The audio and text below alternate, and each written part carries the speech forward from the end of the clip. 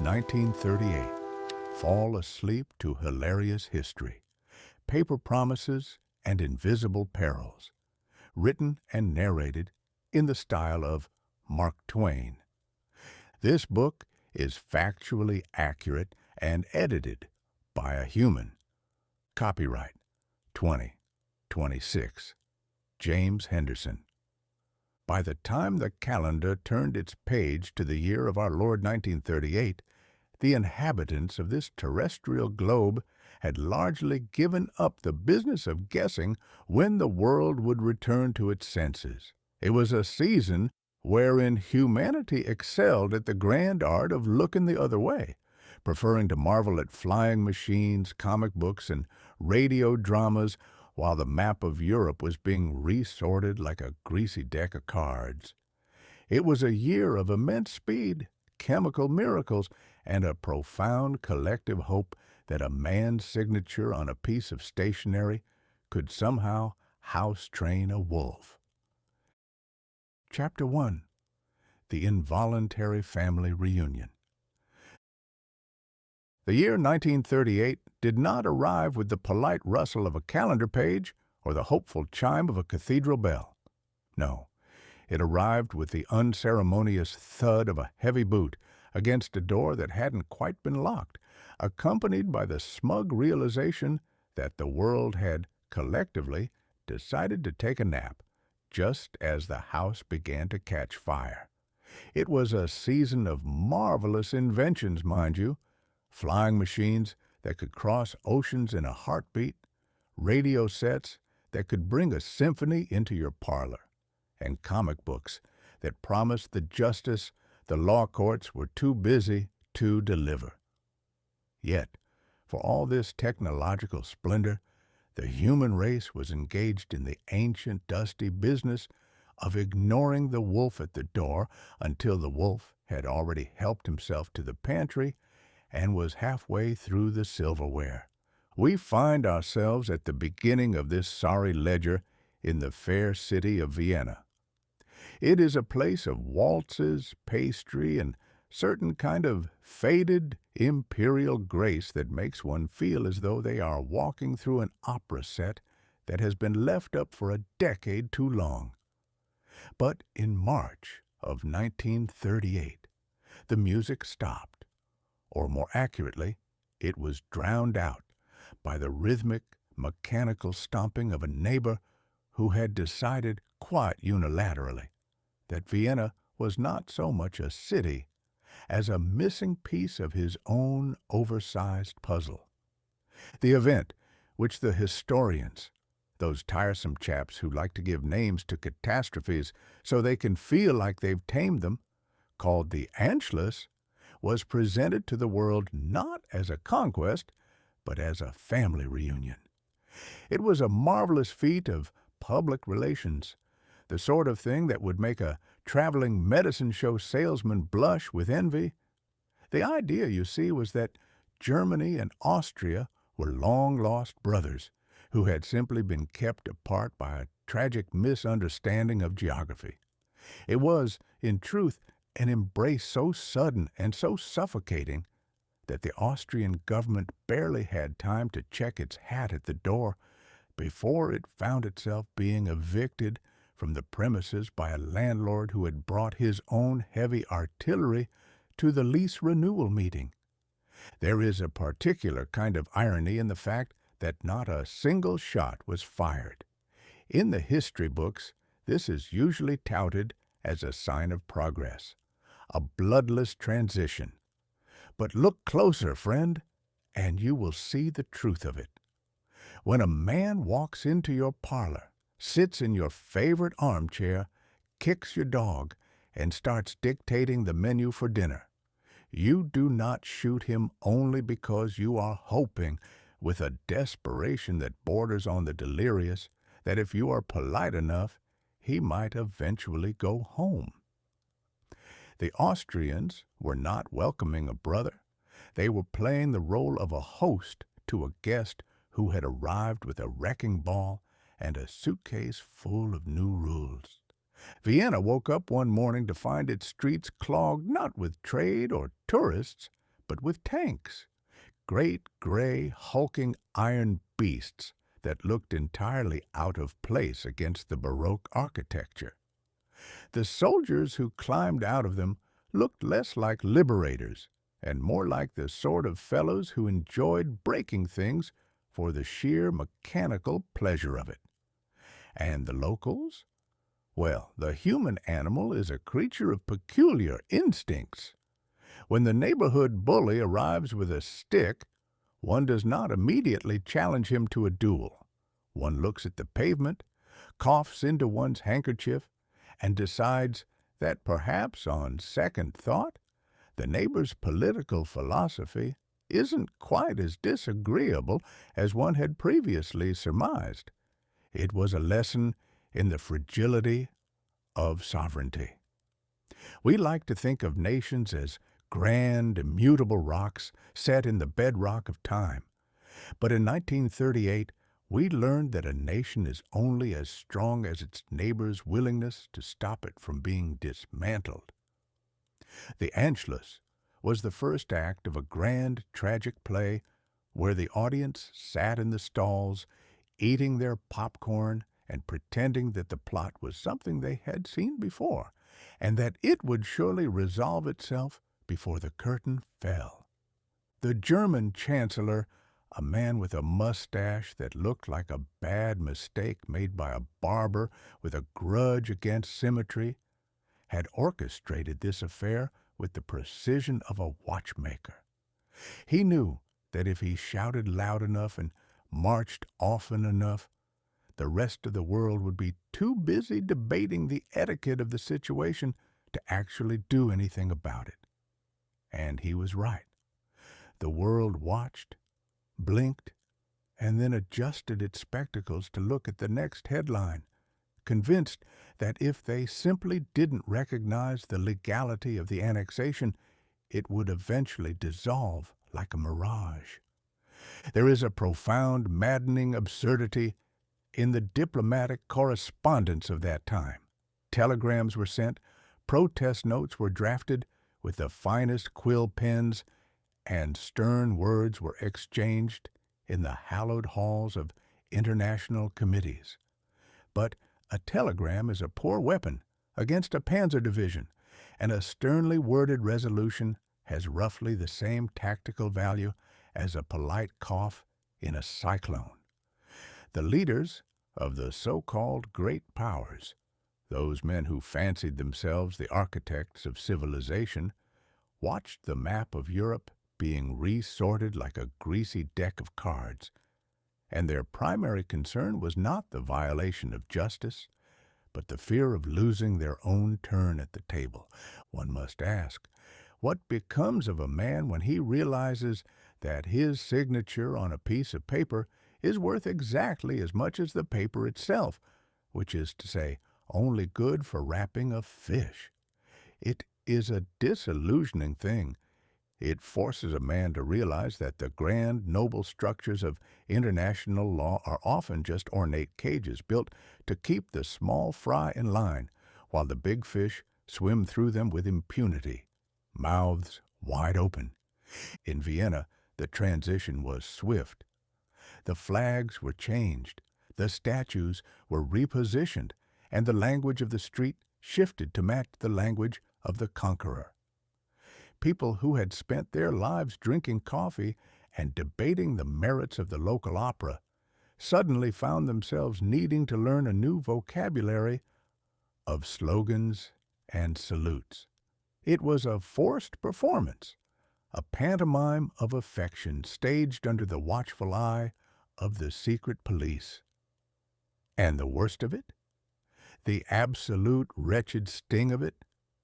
It was the silence of the other nations who claimed to believe in liberty, the silence of the neighbors who claimed to believe in brotherhood, and the silence of the average man who hoped, against all common sense, that this would be the last piece of the world that would be swallowed whole. But we know, with the cold, unyielding hindsight of the future, that this was merely the beginning. It was the prologue.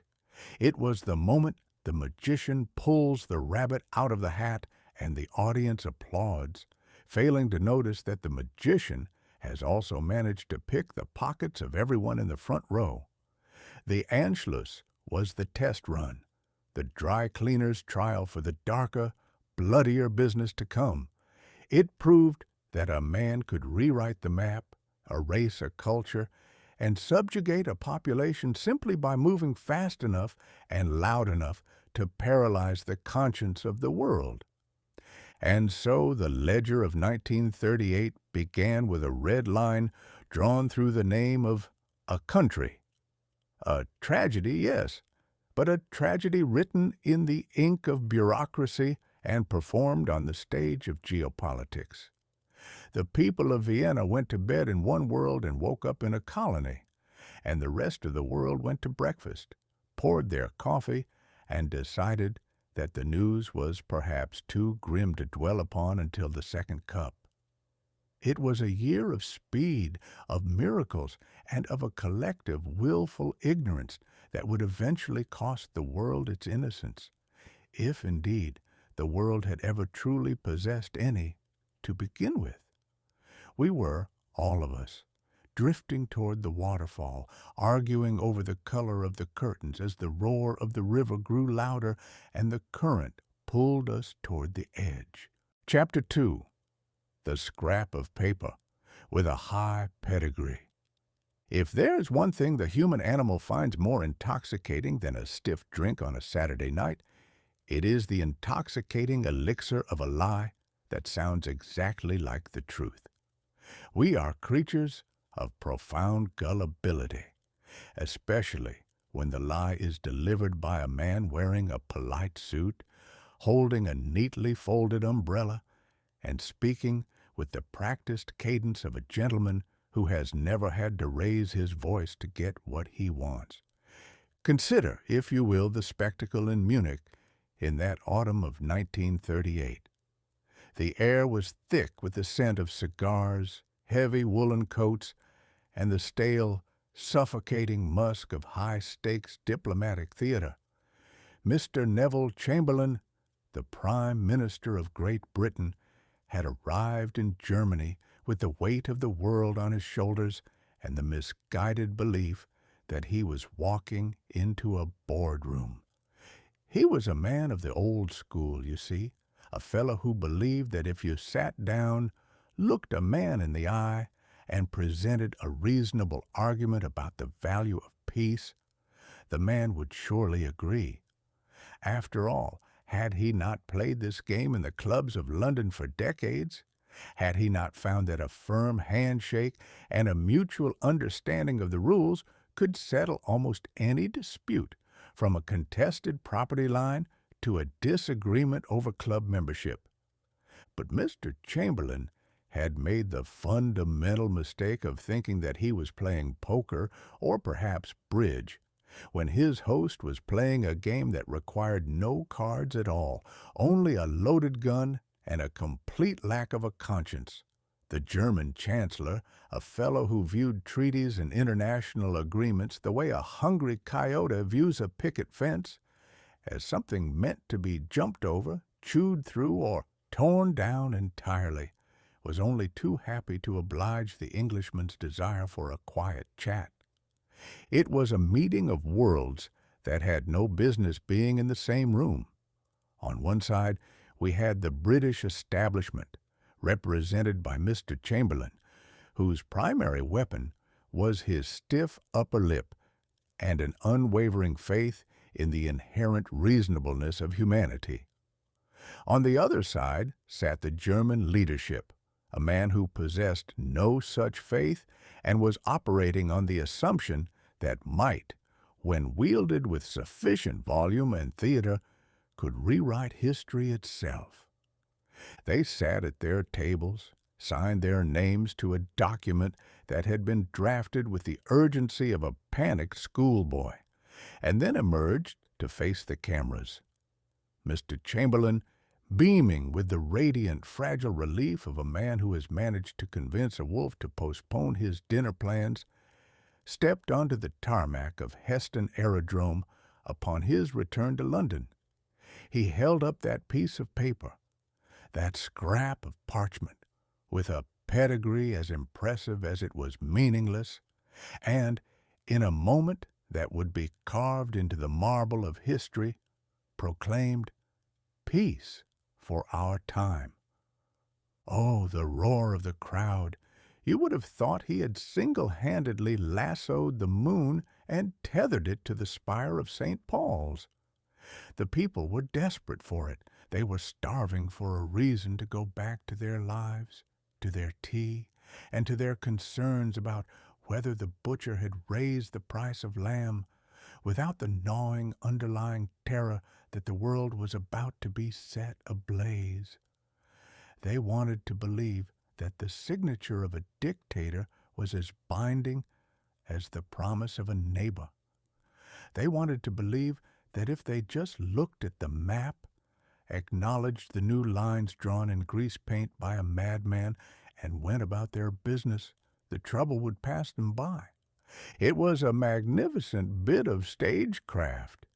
It was the sort of performance that would make a traveling circus master weep with professional jealousy. But anyone with a scrap of sense, anyone who had ever watched a bully on the playground, could see the truth of it. You do not get peace for our time by handing a bully your lunch money, your coat, and your shoes, and then thanking him for his consideration. You only get the promise of more demands tomorrow. The tragedy of it, and it is a tragedy of the most Shakespearean proportions, is that Mr. Chamberlain was not a fool. He was a man of intelligence, a man of duty, and a man who likely knew, in the dark corners of his own mind, that he was trading honor for a reprieve. But he was trapped by his own morality. He could not conceive of a world where a head of state would look you in the eye, shake your hand, and lie with the cold reptilian efficiency of a con artist. He projected his own civility onto a monster, and in doing so, he allowed the monster to gain the very time he needed to sharpen his claws. History is littered with such moments, moments where the collective sanity of a nation is traded for a few weeks of comfort. It is the human equivalent of an ostrich burying its head in the sand, not because it is stupid, but because the sight of the approaching storm is simply too large for a single bird to comprehend. The British public, in their joy, were not celebrating a triumph of diplomacy. They were celebrating the temporary suspension of their own anxiety. They were applauding the illusion of control. And what of the piece of paper itself? It was a document of surrender masquerading as a covenant of peace. It recognized, in the fine print of diplomatic doublespeak, the rights of the aggressor to take what he wanted, provided he promised in a pinky-swear sort of way that he wouldn't want anything else. It was, in the grand tradition of political chicanery, a masterpiece of omission. It said everything that needed to be said to satisfy the headlines and absolutely nothing that would prevent the catastrophe. Watching the footage of Mr. Chamberlain waving that paper is like watching a man in a rowboat trying to stop a tidal wave by holding up a folded newspaper. It is pathetic, yes, but there is also a sort of horrific nobility to it. He was trying to hold back the tide. He was trying to save the world from the horror of another war, and he was doing it with the only tools he had: diplomacy, patience, and a supreme, unshakable belief in the gentleman's agreement. But the world of 1938 was no longer a gentleman's club. It had become a den of thieves, and the thieves were currently in charge of the keys. The Munich Agreement was not a peace treaty. It was a bill of sale for the sovereignty of small nations, signed by the very people who were supposed to be the guarantors of that freedom. It was the moment the world decided that, provided the price was right and the consequences were distant, we would sacrifice the weak to appease the strong. It is easy, from the comfortable vantage point of the future, to sneer at the appeasers. It is easy to look back and say, how could they be so blind? How could they not see the monster standing right there in the garden? But we must remember that they were living in the moment, blinded by the glare of the lights, deafened by the roar of the crowd, and terrified of the alternative. Peace is a beautiful thing. It is the most beautiful thing that human beings have ever invented. And the desire for it is so powerful that it can make an intelligent man look at a scrap of paper, scribble his name on it, and declare that the fire has been extinguished, even as the smoke begins to fill the room. And so the Prime Minister went home.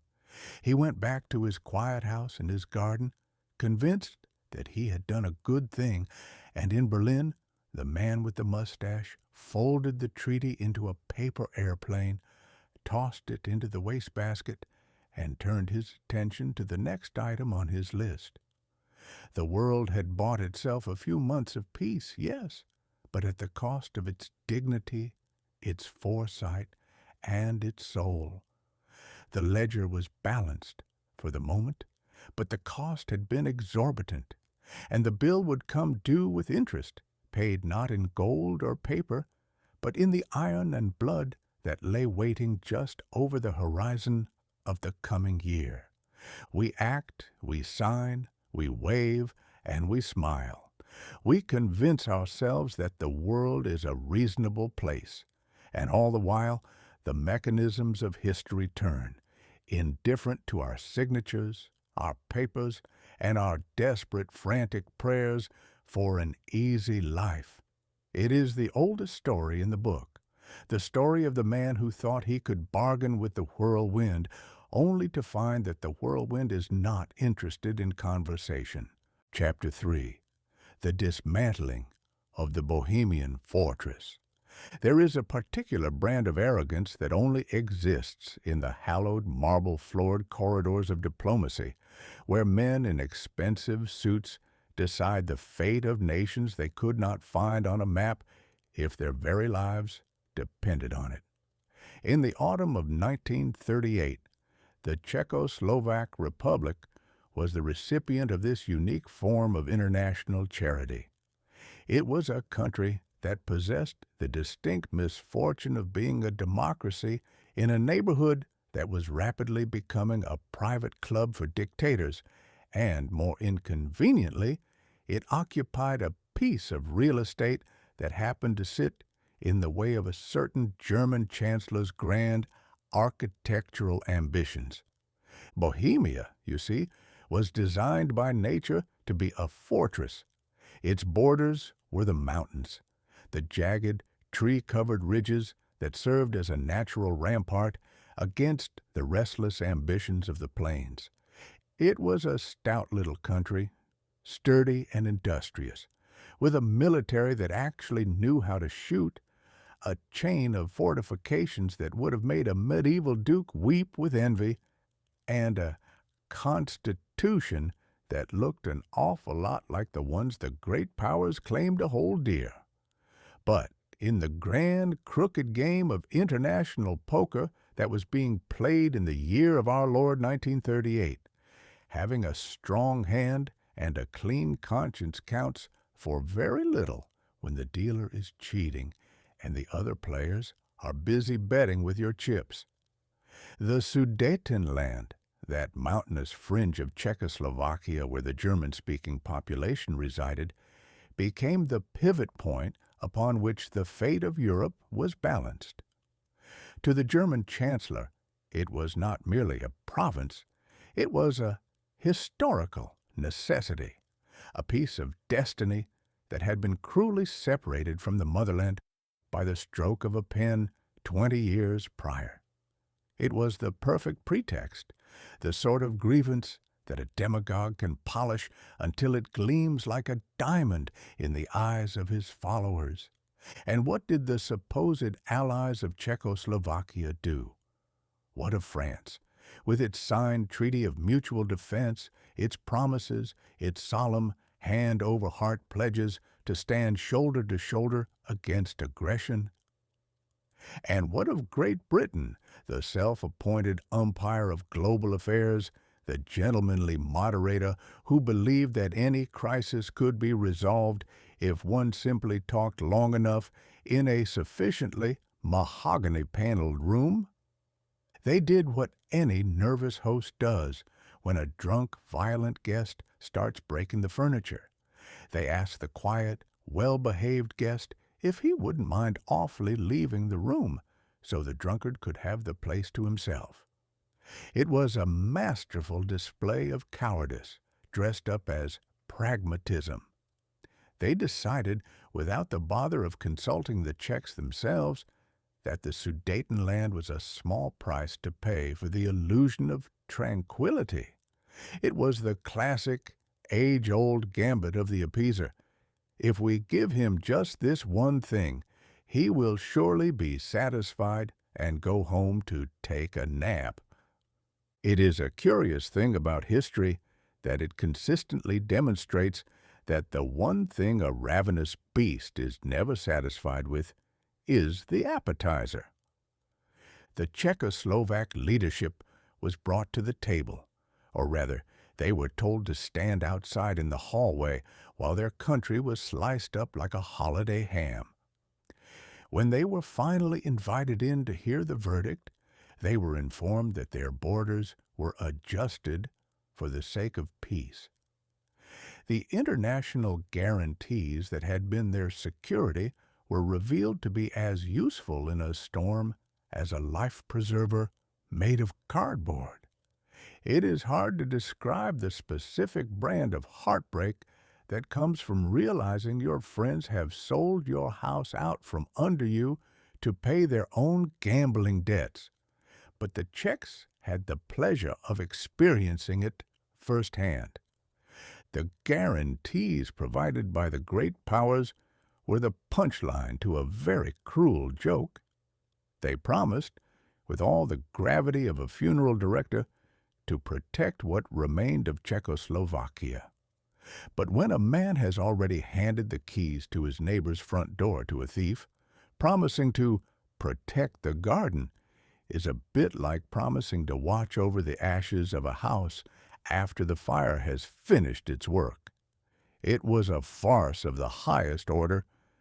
The diplomatic notes exchanged in those days are masterpieces of evasion, filled with talk of self-determination and minority rights, carefully omitting the fact that the entire exercise was essentially a mugging conducted by gentlemen in formal wear.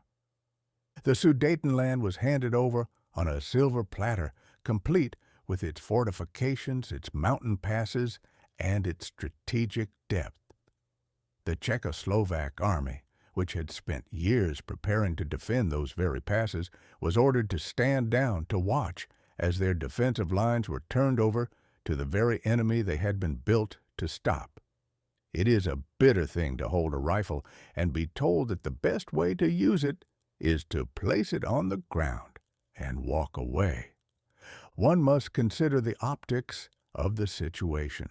Here was a fledgling democracy, a nation that had built its industry and its culture from the ruins of the Great War, being told by the self-proclaimed champions of liberty that its survival was a secondary concern to the convenience of the Reich. It was the moment the mask slipped. It was the moment the world realized that the international community was not a collection of nations bound by law and honor, but a collection of fearful men hoping that if they gave enough away, they would be the last ones to be eaten. The dismantling of the Bohemian Fortress was not merely a loss of territory, it was a loss of credibility. It was the signal that the era of agreements, of treaties, and of the post-war order was officially over. It was the beginning of the reign of the strong man, the era where the only law that mattered was the law of the loudest voice and the longest shadow. As the German forces moved into the Sudetenland, cheered on by those who had been primed by years of careful agitation, the rest of the world looked on with a mixture of relief and nausea. The relief came from the fact that war hadn't started that day. The nausea came from the sneaking suspicion that, by avoiding the war, they had merely ensured that when it finally did come, and it was now as inevitable as a sunset, it would be fought on terms much, much worse for them. The Sudetenland was the anchor of the Bohemian Fortress. Once it was removed, the entire structure of the country was left as defenseless as a castle with no walls. The heart of the nation was exposed, its industries were compromised, and its independence became a hollow mockery. It was a lesson in the dangers of relying on the promises of neighbors who are more interested in their own comfort than in the integrity of the neighborhood. And so the maps were redrawn, ink was spilled, pens were signed, and the geography of Europe was reorganized to suit the whims of a man who believed that history was a script he was currently writing with a bayonet. The Czechoslovak Republic, that sturdy, defiant little democracy, looked out from its shrunken borders and saw the walls closing in. It had been betrayed, not by enemies. One expects betrayal from enemies, but by friends, by allies, by the very people who had sworn to protect the sanctity of the map. It is a sobering thought, is it not, that the most dangerous place in the world is not the territory held by your enemy, but the hallway where your allies are deciding whether or not you are worth saving. In 1938, the answer was a resounding no. And so the Bohemian Fortress was dismantled, and the world stepped a little bit closer to the edge, watching as the shadows lengthened and the wind began to howl, carrying with it the cold metallic scent of the coming storm. The lesson, if anyone was willing to learn it, was that in the absence of courage, words are just wind, and treaties are just scrap. And the only thing that truly stops a conqueror is the strength of your own resolve, a commodity that was, at that particular moment in history, in very short supply indeed. Chapter 4. The Nationalization of the Wellsprings. There is a particular unearned confidence that takes root in the soul of a man when he finds himself sitting atop a literal river of liquid gold. It is a confidence that makes him believe the earth was created exclusively for his own convenience, and that the inhabitants of the land beneath his boots are merely a nuisance to be managed, or, failing that, ignored. This was the state of affairs. In the year of our Lord, 1938, down in the Republic of Mexico, where the foreign oil barons, those self-appointed kings of the drill bit and the pipeline, had spent decades treating the Mexican soil as if it were a private pantry. They dug, they pumped, and they shipped the wealth away, all while maintaining the serene, unshakable belief that they were doing the local population a profound favor by allowing them to stand in the shade of the derricks. These oil companies, mostly of the Anglo-American variety, had come to view the government of Mexico not as a sovereign entity, but as a sort of unruly hotel staff. They expected the staff to be polite, to keep the streets quiet, and to never, under any circumstances, inquire as to why the management was taking the silverware along with the profits. For years, this arrangement held largely because the powerful have a way of convincing themselves that their exploitation is actually a form of philanthropy. They called it development. The Mexican people, however, were beginning to call it something else entirely: theft. Enter President Lázaro Cárdenas, a man who possessed the disconcerting quality of actually believing that a nation should have the final word on what happens within its own borders. Now, to the oil barons, Cárdenas was a curious, irritating development. He did not behave like the sort of politician they were accustomed to buying. He did not respond to the traditional currency of influence, nor did he seem particularly impressed by the sheer, overwhelming mass of their bank accounts. He had the annoying habit of listening to the workers, the men who actually smelled of the oil and dirt, rather than the men who smelled of expensive cologne and cigar smoke. The tension had been building for some time, like a boiler with a jammed pressure valve. The oil workers, tired of living in the shadow of prosperity while reaping only the scraps, decided that the time had come to ask for a decent wage and a standard of living that didn't involve breathing in fumes for a pittance. The companies, displaying that peculiar brand of short-sightedness that usually precedes a total disaster, scoffed at the demands.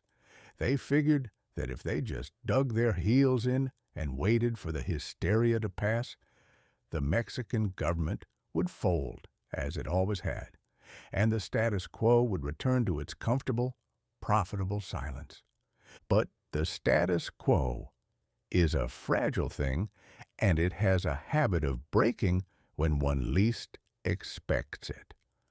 On the 18th of March, 1938, President Cárdenas did something that sent a tremor through the boardrooms of London and New York, a tremor so severe that one might have expected the very walls to crack. He went on the radio, that new-fangled box of voices, and informed the nation that the oil derricks, the pipelines, and the refineries, the entire sprawling, greasy infrastructure that the foreign companies called property, now belonged to the Republic of Mexico. It was a clean, surgical, and utterly shocking move. He did not ask for permission. He did not offer a counter-proposal to be haggled over for 6 months. He simply informed the world that the guest had overstayed his welcome, and the locks were being changed. The reaction from the oil barons was a sight to behold. It was the look of a man who arrives at his favorite club only to find that the doors have been bricked up. They sputtered, they shouted, and they immediately set to work filing enough legal papers to choke a river mule. They were convinced that the sheer weight of their indignation, combined with the threat of international pressure, would force Cárdenas to crawl back to the table and beg for forgiveness. They assumed, with the arrogant certainty of the entitled, that the world would not stand for such a brazen violation of their corporate dignity. They were mistaken. The Mexican public, however, reacted with a fervor that the oil men found entirely baffling. They didn't see a complex legal dispute over international property rights. They saw the restoration of a dignity that had been chipped away for generations. People who had nothing, the farmers, the teachers, the shopkeepers, lined up to donate their pennies, their trinkets, and their chickens to help the government pay for the compensation that the oil companies were refusing to discuss. It was a spectacle of defiance that would have moved the heart of any man who wasn't currently calculating the loss of his quarterly dividends. The resulting squabble was a grand, messy affair that occupied the lawyers for months on end. The oil companies, in a final fit of pique, withdrew their technical expertise, cut off the supply of spare parts, and essentially tried to cripple the industry, hoping that the Mexicans would fail, that the oil would stop flowing, and that the public would come crawling back to them, hat in hand, to apologize for the rudeness of sovereignty. They essentially said, if you want the oil, you can have it, but you don't know how to run the machines, so watch the whole thing turn into a useless, rusted heap of metal. It was a bold strategy, but it was based on the fundamental flaw that has doomed many a tyrant and many a corporation throughout history: the belief that the people you oppress are incapable of learning, growing, or persevering. The Mexicans did not fail. They scrambled, they learned, they hired, and they muddled through the impossible task of running a complex global-scale industry with the eyes of the world watching their every stumble.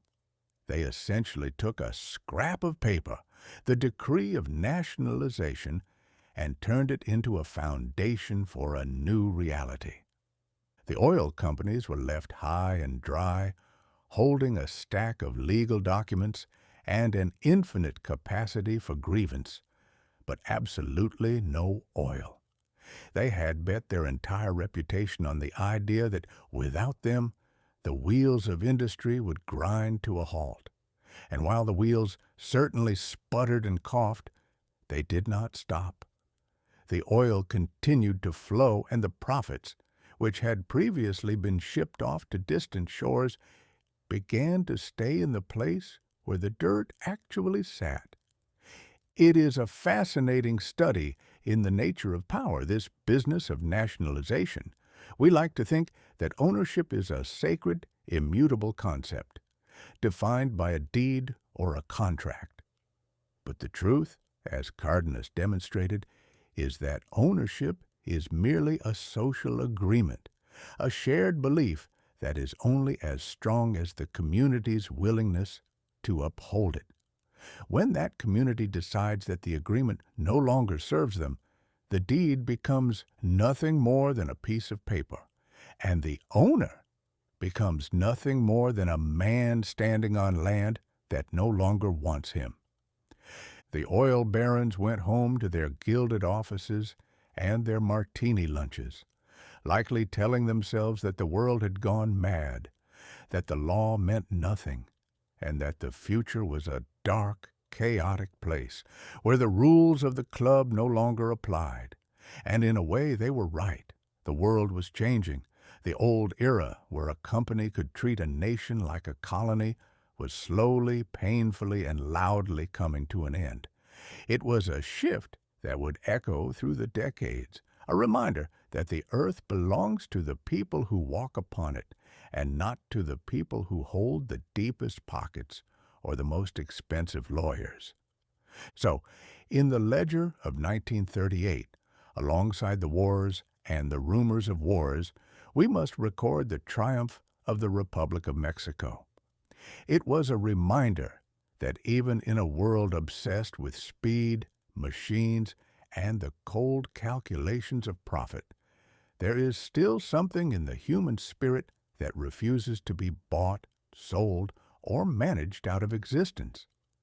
The oil barons learned a lesson they were not particularly interested in learning, that you can own the oil, you can own the drill, and you can own the pipeline. But if you do not own the respect of the people, you are merely a guest who is about to be shown the door. And in the game of nations, that is a lesson that can change the entire map, one barrel of oil at a time. Chapter 5. The Accidental Glide to Dublin. There is a singular and profound comfort in believing that the world operates on a schedule, that the trains run on time, the mail arrives with punctuality, and that a man who files a flight plan for California has a fair to middling chance of actually ending up in California. We wrap ourselves in the thin, flimsy blanket of bureaucracy and call it civilization. We imagine that because we have written our intentions down on a piece of paper, stamped it with the appropriate seals, and handed it to a man in a uniform, the universe is duty-bound to respect our itinerary. It is a charming delusion, truly.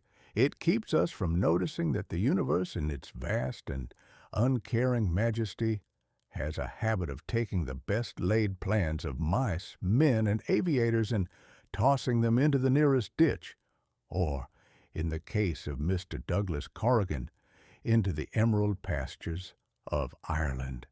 In the year of our Lord 1938, when the world was busy drawing lines on maps and deciding which countries were to be devoured, Mr. Corrigan, a fellow who possessed more audacity than fuel and more optimism than sense, decided to engage in a bit of aerial recalibration.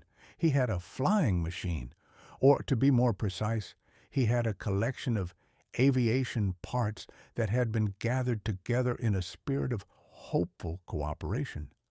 A rickety crate that looked as though it had been assembled by a committee of optimistic beavers using nothing but baling wire, discarded engine gaskets, and a prayer. Now, any sensible man would have looked at this contraption and suggested it might be better utilized as a very elaborate chicken coop. But Mr. Corrigan looked at it and saw a vehicle for adventure.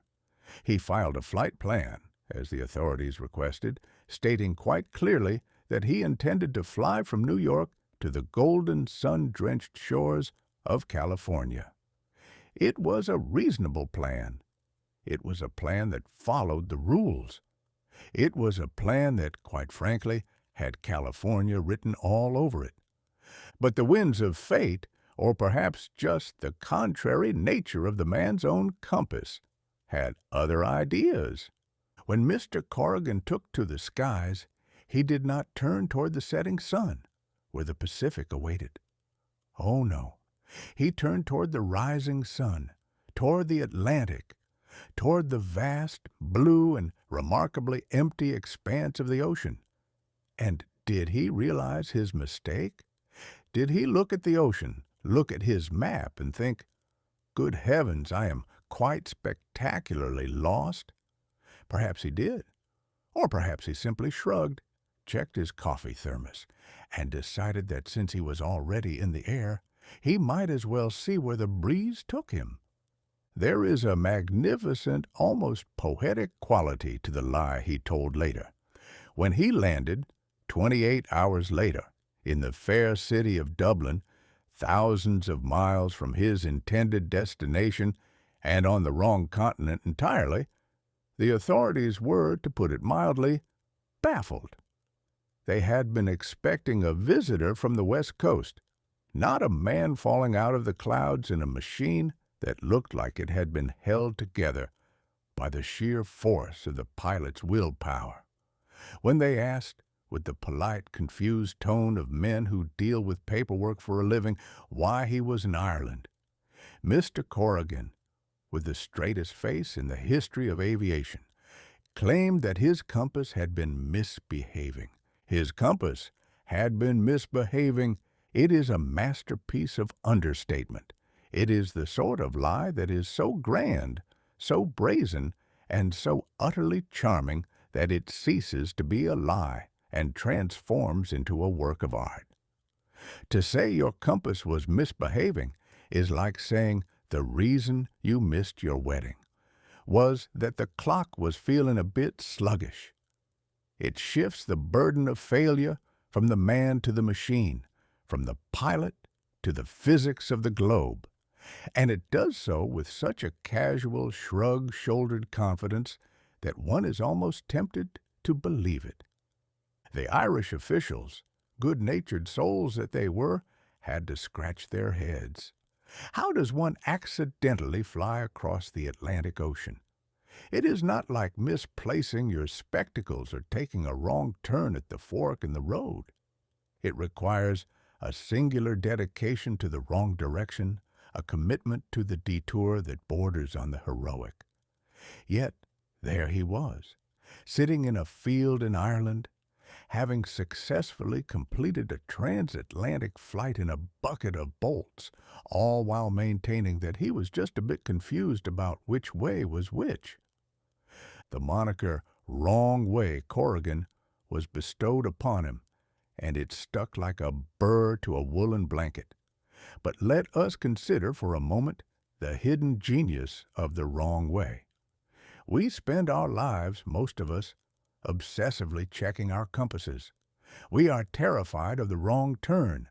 We are paralyzed by the fear that if we deviate from the path, if we stray from the flight plan, we will end up lost in the dark, forgotten by God and the aviation authorities alike.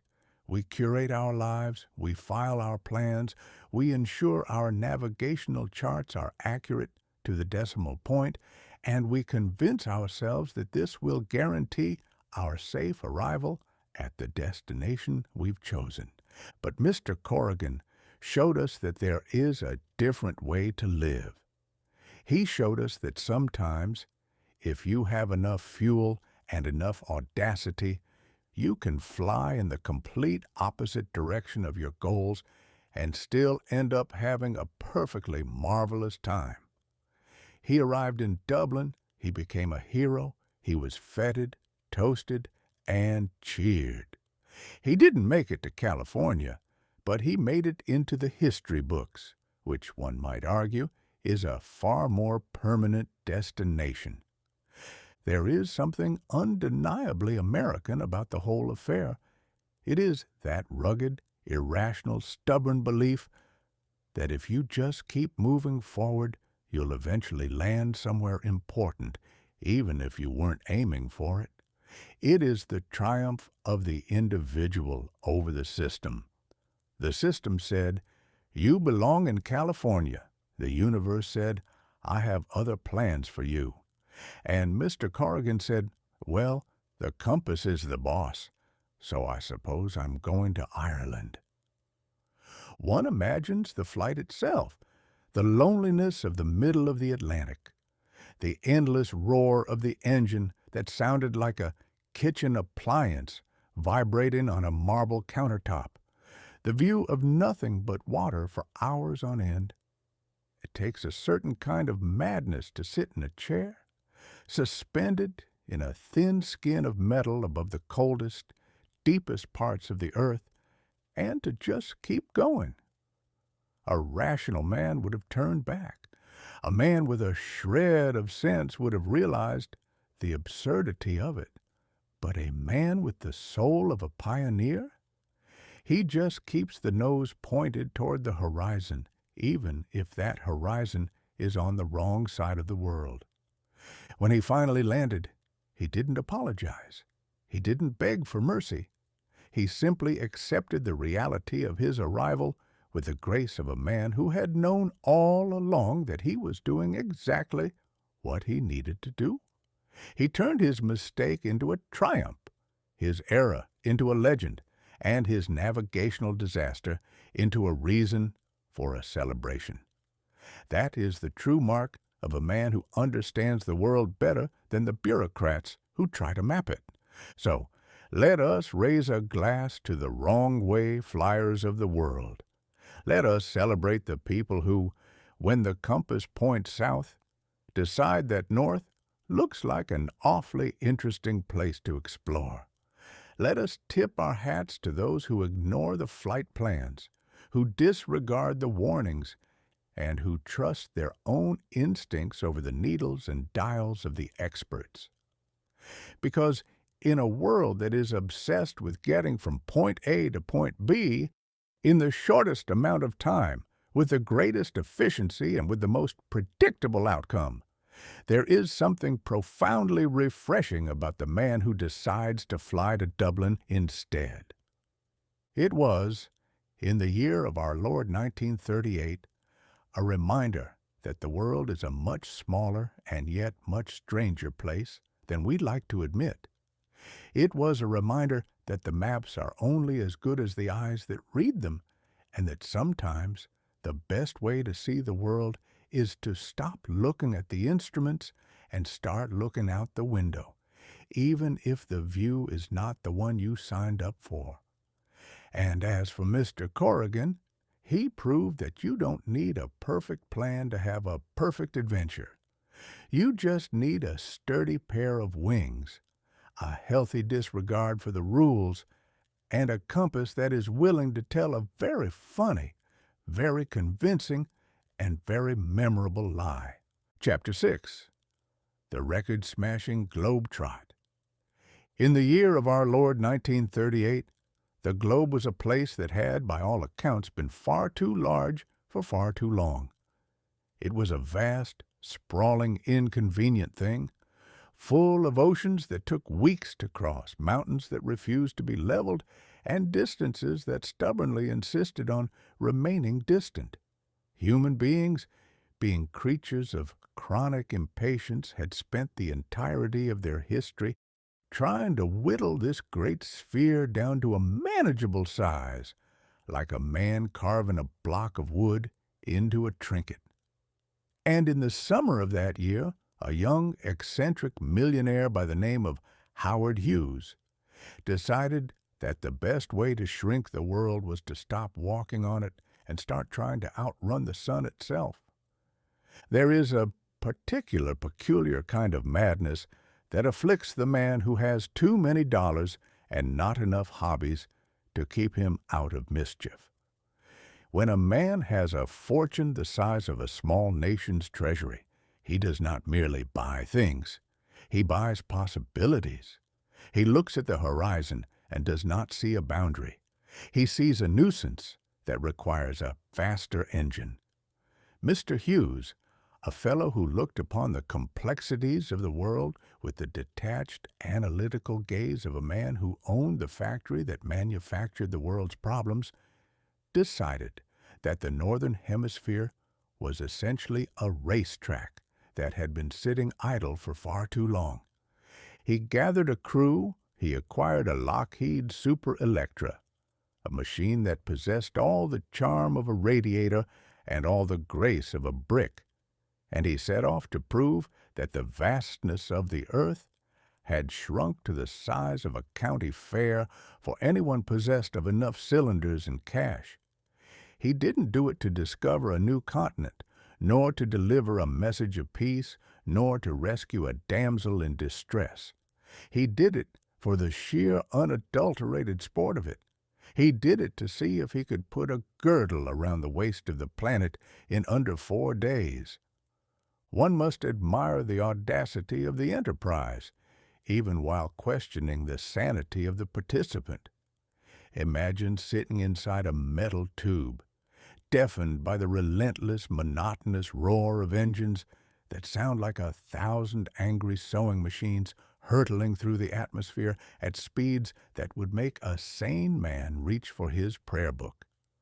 Imagine the sensation of looking down at the patchwork quilt of civilization, the cities, the forests, the oceans, and seeing them not as places where people live, love, and die, but as blurry markers on a map that you are desperately trying to erase. The journey was a master class in the triumph of the machine over the landscape. For the better part of 3 days, Mr. Hughes and his companions were not really in the world. They were in a limbo of gasoline fumes and navigational charts. They hopped from one refueling station to the next with the frantic, scurrying energy of a squirrel trying to gather enough nuts before the winter freeze. It was not a grand romantic expedition of exploration. It was a grueling mechanical marathon. They didn't see the sunrise. They saw a light on a dashboard. They didn't hear the wind in the trees. They heard the rattle of the fuselage. And yet, when they finally touched down, having circled the top half of the world in just over 71 hours, the people of the earth cheered as if they had done something of monumental significance. The newspapers heralded the feat with screaming headlines. "World shrunk," they shouted. "Distance abolished." They hailed it as a victory for mankind, as if the fact that one man could travel from New York to Paris to Moscow to Alaska and back to New York faster than a letter could travel by steamer had somehow made life better for the common man who was still struggling to pay his rent and keep his boots from leaking. It is a curious vanity, this obsession with speed. We pride ourselves on our velocity. We believe that if we can move faster, we are somehow more advanced, more civilized, more enlightened. But look at the evidence. What does it profit a man to circle the earth in 3 days if he has not time to stop and smell the wildflowers, to chat with the local innkeeper, or to ponder the slow, patient crawl of a glacier? By shrinking the world, we have not made it more intimate. We have merely made it more frantic. We have turned the globe into a conveyor belt, and we are all just packages being hurried along to a destination we haven't even had the time to choose. Mr. Hughes, of course, was not concerned with the philosophical implications of his joyride. He was concerned with the stopwatch. He was concerned with the cold, hard numbers that define a record. He represented the new breed of the 20th century hero, the industrialist adventurer who treats the earth as a resource to be exploited, a challenge to be overcome, and a stage upon which to perform his own peculiar brand of theater. He was not a pilot in the traditional sense, a man who communes with the clouds and respects the majesty of the heavens. He was a manager of logistics, a conductor of a mechanical symphony whose only goal was to finish the piece as quickly as possible. There is something undeniably impressive about the technical achievement. To keep those engines running, to navigate by the stars and the radio beams, to endure the fatigue of the long haul, it requires a level of focus that is rare in the human animal. But when the dust settled and the engine heat dissipated, one had to ask, what did we actually gain? The world was still the same size. The distances were still the same. The only thing that had changed was that a few wealthy men in suits had successfully turned the planet into a racetrack, leaving a trail of carbon and noise in their wake. In the grand ledger of history, this flight was a harbinger of the age to come. It was a preview of the world where everything is immediate, everything is accessible, and everything is, consequently, a little less meaningful. We are moving toward a time when the mystery of the far-off place is replaced by the accessibility of the tourist destination. We are heading toward a future where we can be anywhere at any time, but we will find ourselves in the end nowhere at all, because we are always in such a hurry to get to the next somewhere. And so we must look at the globe trot of 1938 with a mixture of awe and melancholy. It was a magnificent, hollow, and utterly dazzling display of human ingenuity. It proved, once and for all, that there is no part of the earth that can resist the relentless grinding pressure of our desire to conquer it. It showed us that we can, if we throw enough money, sweat, and engineering at the problem, flatten the globe until it fits in the palm of our hand. But I wonder, and I suspect I am not alone in this, if we haven't lost something valuable in the process. When the world was large, it was a place of wonder. It was a place where the unknown actually meant something, where there were secrets hidden in the shadows of the maps, and where a man could get lost and find himself in the process. Now that the world is a county fair, now that it is a playground for the wealthy and the hurried, the secrets are being paved over, and the shadows are being illuminated by the harsh electric glare of progress. Mr. Hughes, having smashed the record and secured his place in the history books, likely went on to other things. For the man who is chasing speed can never really stop. But for the rest of us, left behind on the ground, watching the contrails fade in the high, cold blue, there is a lesson to be gleaned. We have built the machines that allow us to outrun the sun, but we have not yet built a machine that allows us to outrun our own restlessness. We are, all of us, circumnavigating our own lives, racing against the clock, trying to cram as much as possible into the short time we are given, and wondering, at the end of it all, why we are so tired, and why the world, despite our best efforts to shrink it, still feels so impossibly, stubbornly large. Chapter 7. The Long Island Express. In the great, grand ledger of human folly, there is perhaps no entry quite so amusing as the time the inhabitants of the American Northeast decided that, by virtue of their bank accounts, their ancestry, and their general sense of self-importance, they were entirely immune to the weather. It was September of 1938, and the good people of Rhode Island, Connecticut, and Long Island were busy engaged in the serious business of being comfortable. The millionaires were ensconced in their seaside cottages, those architectural extravagances that masqueraded as homes, sipping their sherry, worrying about the stock market, and assuming, with the blissful ignorance that only a pedigree can provide, that the Atlantic Ocean was essentially a well-behaved pet, kept on a leash by the local real estate laws. They called it the Long Island Express, though a more accurate title might have been the Great Atlantic Uninvited Guest.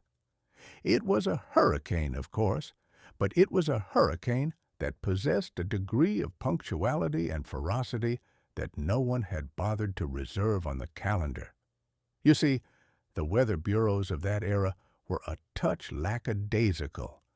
They spent their days looking at barometers with the solemnity of priests examining the entrails of a goat.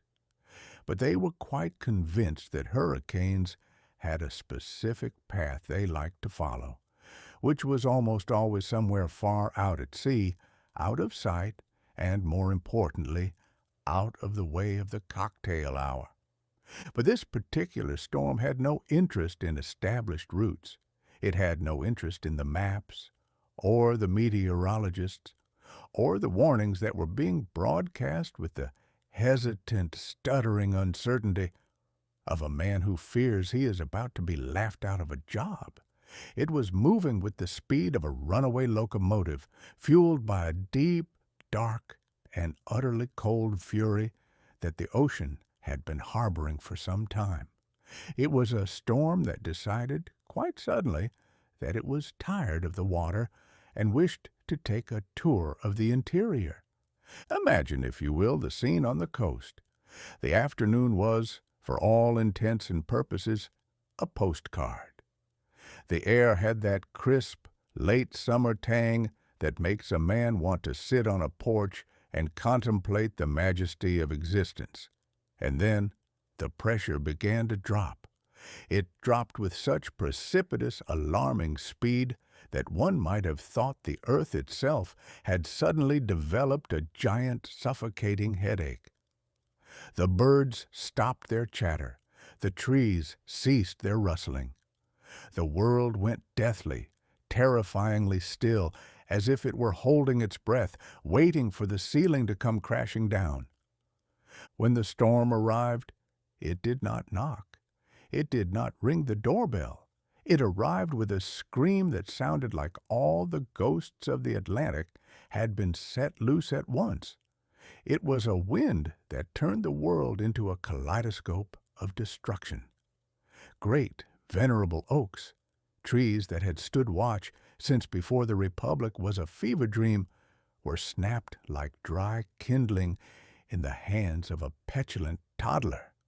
The houses, those grand, shingled, multi-chimneyed summer palaces, discovered that their architectural integrity was no match for a wall of water that had decided to walk across the front lawn. The rich, who had spent their lives building walls around their properties, suddenly found that nature possesses no respect for a property line. The ocean, in a fit of pique, walked right through the parlor doors, rearranged the furniture, and decided that the parlor would look much better as an aquarium. It was a great equalizer, this storm. It treated the mansion of the tycoon and the shack of the fisherman with the exact same level of indifferent violence. It did not care about inheritance or influence or the price of the drapes. It only cared about leveling the playing field, and it did so with a thoroughness that was, in its own terrible way, quite impressive. One of the most delightful ironies of the incident was the complete and total shock of the citizenry. They had spent their lives assuming that they were the masters of their domain. They had paved the roads, they had built the jetties, they had insured their possessions against every conceivable misfortune, except, it seemed, the one that actually arrived. They were left clutching their umbrellas, watching their gazebos sail off into the horizon, and wondering, with a sort of frantic bewilderment, how the universe could have been so rude as to disregard their schedule. The Express, as it came to be known, carved a path through New England that looked as though a giant had walked through the forest with a dull scythe. It erased beach resorts in a matter of minutes, scrubbing the coastline clean with a ferocity that was almost surgical. Places that had been the pride of the summer season were reduced to piles of matchsticks and soaked velvet. The debris field was a museum of the mundane. A child's toy here, a mahogany desk there, a piece of a gazebo bobbing in the surf, all discarded by a storm that had already moved on to terrorize the next town. And what of the humans? Well, the human animal is a curious thing in the face of such catastrophe. We react with a mixture of terror, confusion, and, once the water recedes, a stubborn, almost pathetic instinct to start sweeping the sand out of the foyer. We are builders, you see. We cannot help it. We watch our castles collapse, and as soon as the wind dies down, we start looking for a hammer and a nail.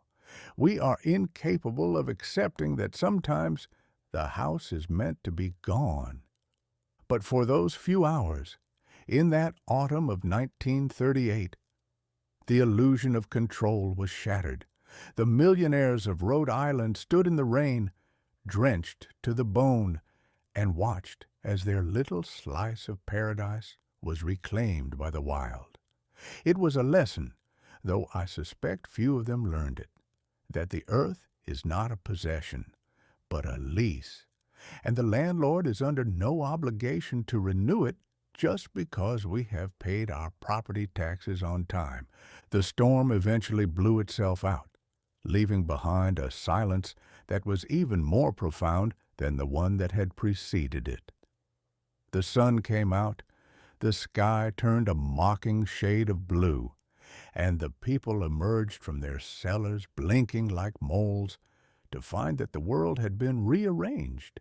The trees were gone, the beaches were missing, and the maps, those neat, tidy little rectangles we draw to make ourselves feel safe, were entirely obsolete. It was a reminder that we are small, fragile, and utterly dependent on the mercy of a world that is mostly indifferent to our existence. It was a reminder that no matter how many walls we build, no matter how many fences we erect, and no matter how many titles we hang on our front doors, the weather will always have the final say.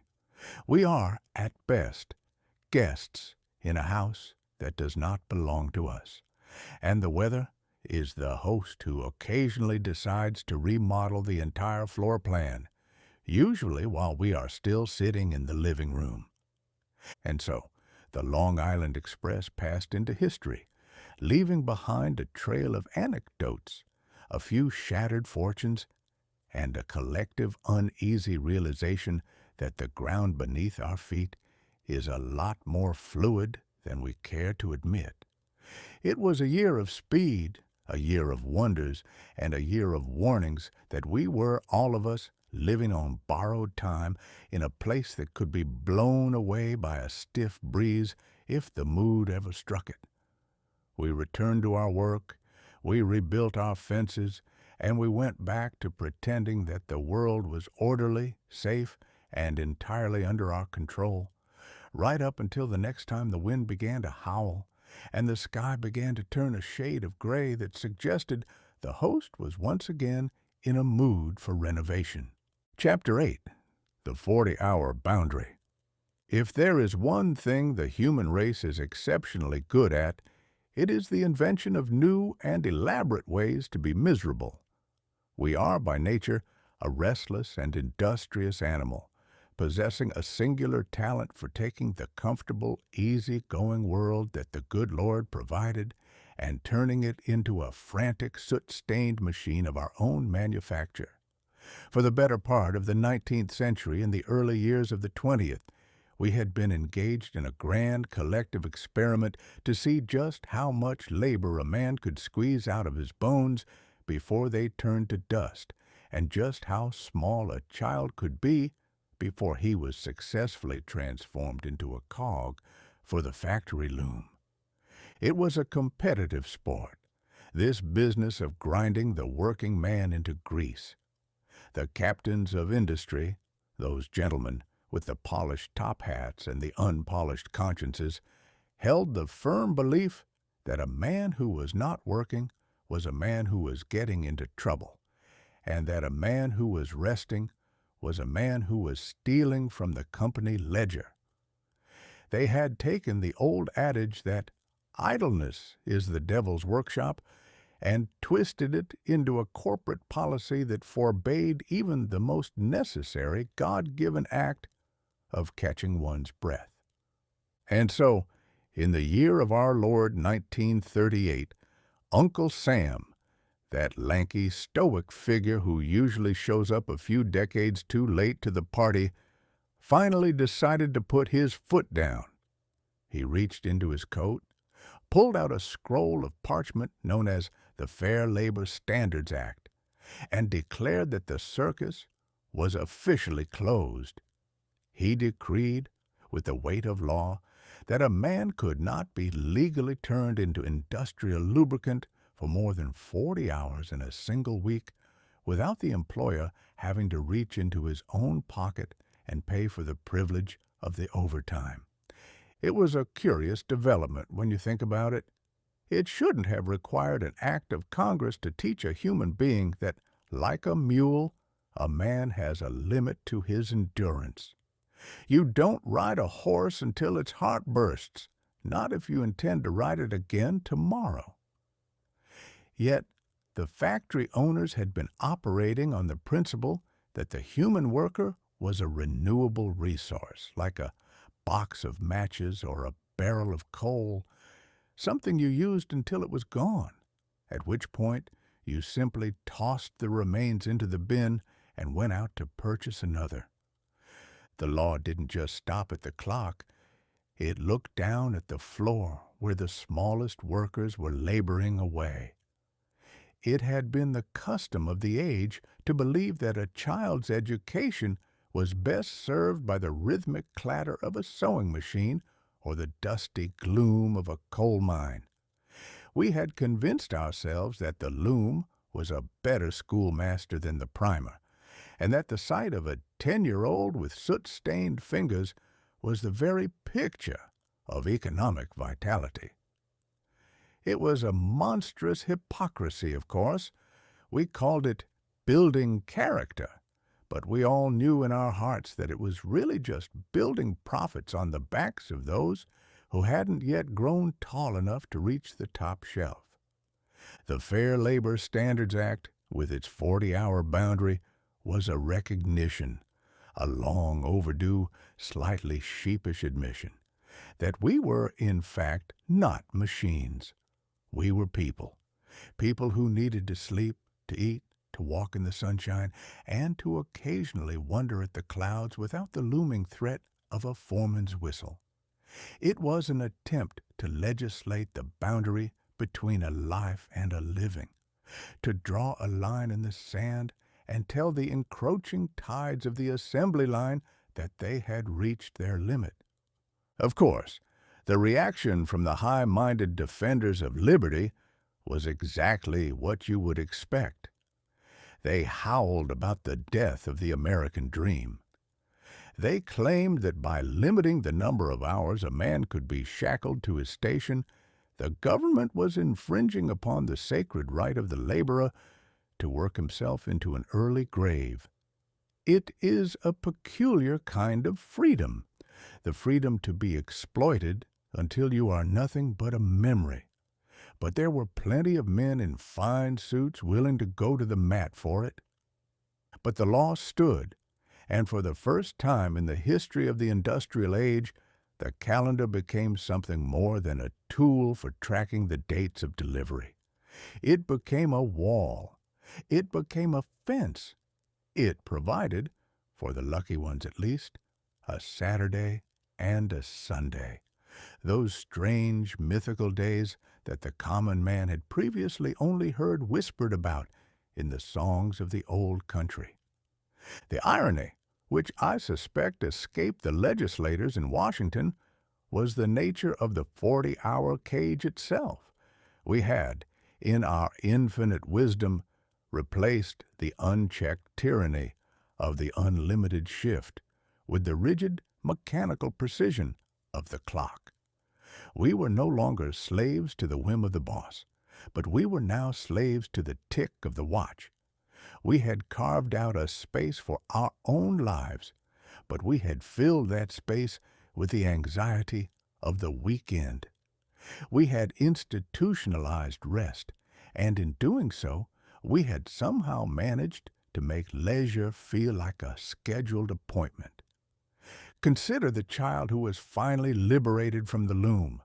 For generations, the factory had been his world. Now he was thrust into the classroom. He was told to sit in a desk, to look at a book, to memorize the dates of battles and the names of rivers. Was this an improvement? Perhaps. But it was a different kind of regimentation. We traded the factory bell for the school bell, and we told ourselves it was progress. And indeed it was. To spend one's morning with a primer rather than a pair of shears is a noble advancement. But let us not pretend that we didn't simply trade one form of shaping for another. The world of 1938 was a world of boundaries. We were drawing lines on maps, drawing lines in the dirt, and finally drawing lines on the clock. We were trying to hem in the chaos, to domesticate the wild, unpredictable nature of our own ambitions. We were trying to create a society where a man could stand up straight, look his employer in the eye, and say, "The clock says 5, and therefore I am a man once more, and not a component." There is a grandeur in the idea, even if the execution was fraught with the usual human bungling. To set a limit on the reach of the machine is to declare that there is a part of the human spirit that is not for sale, a part that cannot be measured in output, in quotas, or in the hum of the engine. It is the part of us that dreams, that loiters, that stares at the horizon, that wonders why the moon is so distant and why the trout in the stream are so hard to catch. But as the years passed, we learned that the 40-hour boundary was as porous as a screen door in a hurricane. We found new ways to bring the work home with us, new ways to chain ourselves to the desk, and new ways to convince ourselves that if we were not producing, we were failing. The factory closed at 5, but the factory in our heads, the one that keeps the ledger of our worth, the one that measures our success by our speed and our efficiency, that factory never closes, It is the one thing the Act of 1938 could not regulate: the internal demand to be useful, to be fast, to be productive, to be more. So, as we look back on this particular slice of the ledger, let us give the law its due. It was a start. It was a polite, tentative suggestion from the government that perhaps, just perhaps, the value of a man's life is not entirely contained within the borders of his shift. It was a small, defiant act of humanity in a world that was rapidly becoming a collection of gears and springs. It was the moment we dared to say that there is more to a Tuesday afternoon than the production of iron, and more to a child's hand than the ability to mend a fraying thread. It was, in truth, a beginning, a fragile, flickering beginning. And as we continue our long, noisy march into the future, it is worth remembering that the most important time we spend is not the time we spend working, but the time we spend doing nothing at all, the time we spend simply existing, breathing, and being without the permission of the foreman or the requirement of the ledger. The 40-hour boundary was not just a law. It was a reminder that we are not the tools we use and we are not the things we make. We are the masters of our own minutes, and heaven help us if we ever forget that. Chapter 9. The Slippery Blessing of the Lab Bench. It is a curious and persistent fact of our terrestrial existence that the greatest leaps forward in the history of human progress are rarely made by men looking where they are going. No, they are almost exclusively made by men who are looking for something entirely different, tripped over their own shoelaces, and landed face first into a pile of genius they hadn't the faintest intention of finding. We like to imagine the scientist as a man in a crisp white coat, peering through a monocle with the steady gaze of a philosopher, calculating the precise curvature of the universe. In truth, the laboratory is much more like a kitchen where the cook has forgotten the recipe, lost the spoon, and is currently trying to figure out why the soup is glowing in the dark. Take, for instance, the case of Dr. Roy Plunkett, a fellow who, in the year 1938, found himself in a laboratory at the DuPont Company, engaged in the noble, if slightly dull pursuit, of creating a better refrigerant gas. Now, you must understand that in those days, the business of keeping your icebox cold was a treacherous affair. It involved gases that were either prone to turning your house into a funeral pyre or, at the very least, smelling like a chemical plant that had suffered a nervous breakdown. Dr. Plunkett was a man of orderly intentions. He wanted a gas that was stable, safe, and entirely unremarkable. He was looking for the dullest possible solution to a persistent problem. He spent his days mixing and heating, coaxing stubborn molecules into performing simple tricks for his amusement. On one particularly uninspiring day, he had a cylinder of a certain gas, tetrafluoroethylene, a name that sounds like a disease one might contract in a swamp, that was supposed to be behaving itself. He opened the valve, expecting a puff of gas to hiss forth like an indignant cat. Nothing happened. The gauge said it was full. The weight of the cylinder suggested it was full. But the valve remained as silent as a politician who has been asked to explain his campaign promises.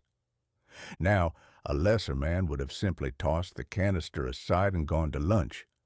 But Dr. Plunkett, possessing that peculiar stubborn curiosity that makes for a successful scientist and a terrible dinner guest, decided to investigate. He sawed the cylinder open, fully expecting to find nothing but a hollow shell and a sense of profound disappointment.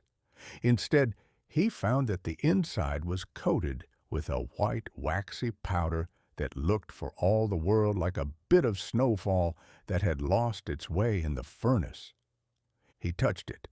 It was, to his utter astonishment, the slipperiest thing he had ever encountered.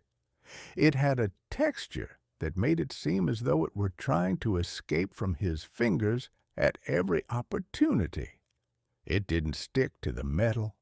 It didn't stick to the saw. It didn't even seem to want to stick to the very container it had been living in.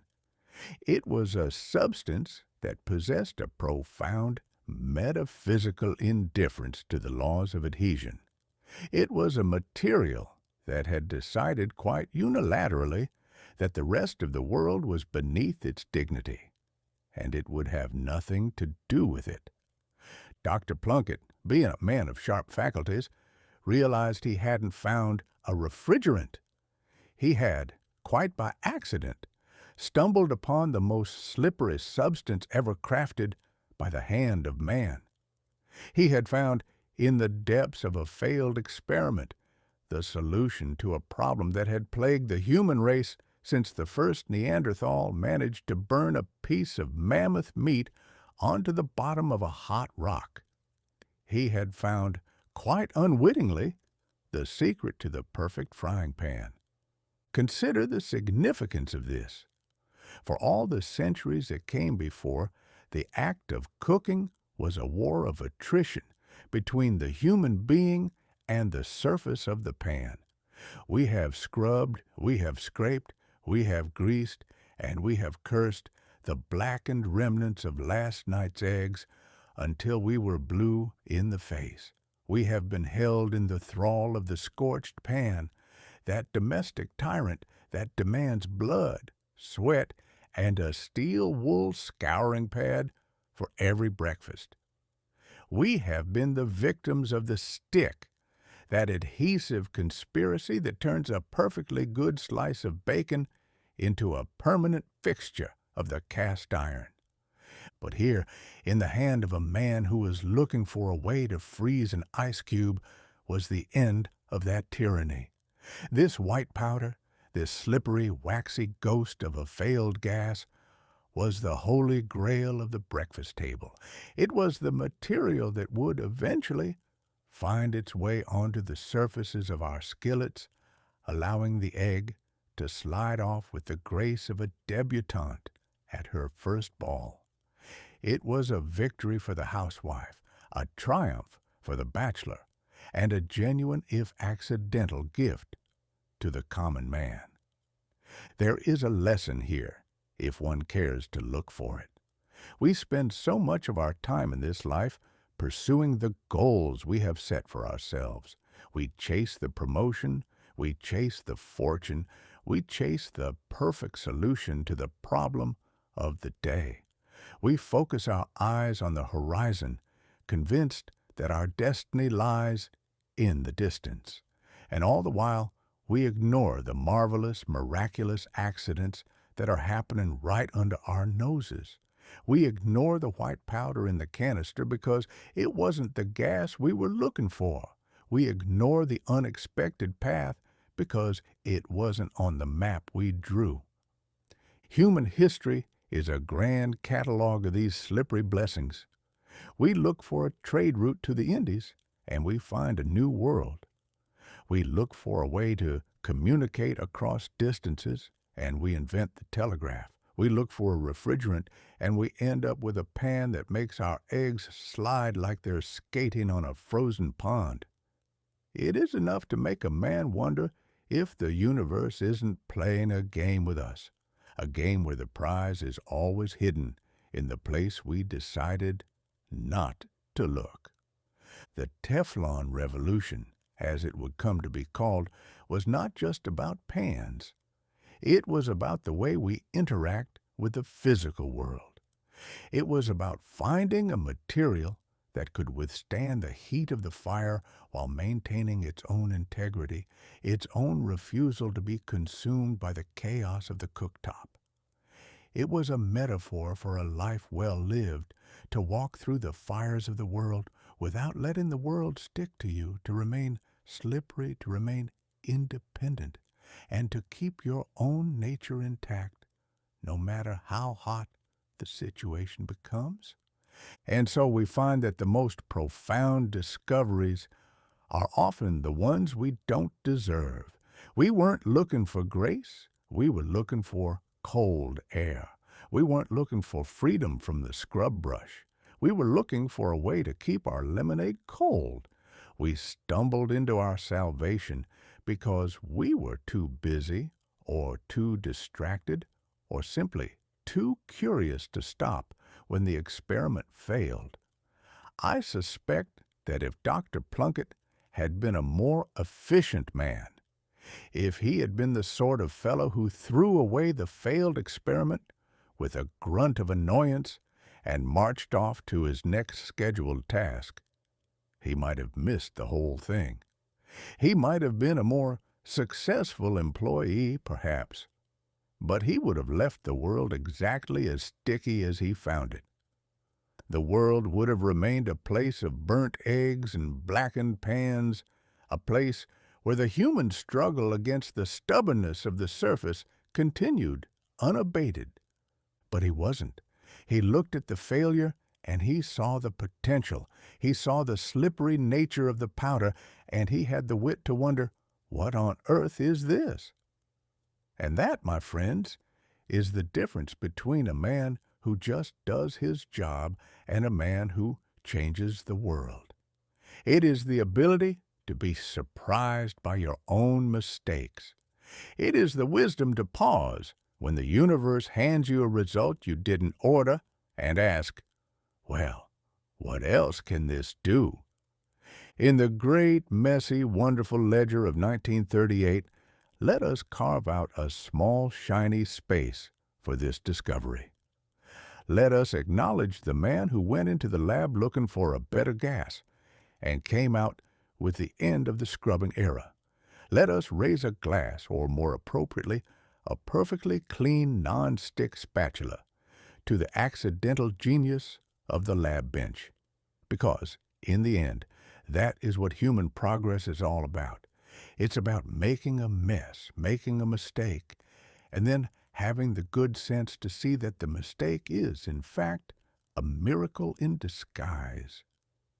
It is a slippery, wonderful business, this living, and if we are lucky, we might just find that the things we didn't plan for are the very things that make the journey worth the trouble. Chapter 10. The Mechanical Bristle of Dr. West.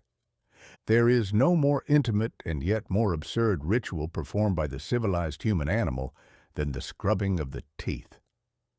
We approach the wash basin twice a day, usually with eyes half closed and the soul still lingering in the foggy remnants of a dream, and we engage in a vigorous, rhythmic, back-and-forth motion that would, to any alien observer descending from the heavens, look like nothing so much as a frantic attempt to polish a ivory piano key that has been wedged in the mouth. We do this with a solemnity that suggests we are performing a sacred duty, and indeed, in the modern age we are, for the state of one's molars is the measure of one's standing in the parlor of society. But consider, if you have the stomach for it, the history of this peculiar habit. For centuries, the human race, the self-appointed masters of the terrestrial globe, was quite content to rake the gums with the coarse, unforgiving hair of the wild boar. It is a staggering thought, is it not, that a man, having adorned himself in fine wool, having studied the classics, and having cultivated a refined taste for opera and architecture, would start his day by inserting the backside of a swine into his own mouth. We call it civilization, yet we spent the better part of human history brushing our teeth with the very bristles that once kept a muddy, root-digging forest creature warm in the rain. It was a primitive arrangement, and it suffered from all the failings of the natural world. The boar's hair was never quite as clean as the company suggested, nor was it particularly sturdy. It had a habit of shedding, leaving the user with the distressing sensation of having flossed with a coarse, forgotten souvenir of the barnyard. It was, in truth, an act of shared biology that we all preferred not to dwell upon. We kept the brush in a cup, we dunked it in water, and we went about the business of being refined, all while ignoring the fact that our oral hygiene was essentially a matter of pig-based carpentry. Then came the year of our Lord 1938, and with it the relentless, clinical, and utterly fascinating march of the laboratory. It was the era when science decided that nature was far too messy, far too inconsistent, and far too prone to the indignities of decay. The men in the laboratories, those wizards of the molecule, looked at the boar bristle brush and saw not a tool, but a failure of engineering. Why rely on the uneven, unwashed coat of a pig when you can synthesize a strand of perfection in a test tube? Enter Dr. West and his miracle tuft. It was a revolutionary development, hailed by the marketers of the day with a kind of breathless, hyperbolic enthusiasm usually reserved for the discovery of gold or the arrival of a new messiah. They promised us a toothbrush that was not only cleaner, but sterile, a word that the 20th century came to love with a passion that bordered on the religious. They replaced the organic with the synthetic, the wild with the tame, the hair of the beast with the filament of the factory nylon. The wondrous child of the chemist's beaker was the answer. It was smooth, it was uniform, it was entirely devoid of the messy biological past of its predecessor.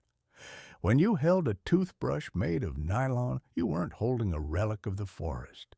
You were holding a product of the future.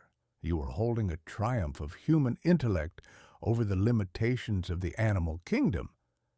And yet there is a haunting quality to this miracle tuft that the advertisers conveniently failed to mention.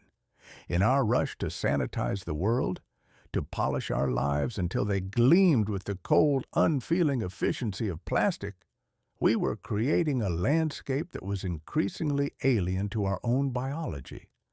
We were replacing the imperfect, porous, and utterly human bristles of the past with a material that had no memory, no history, and no soul.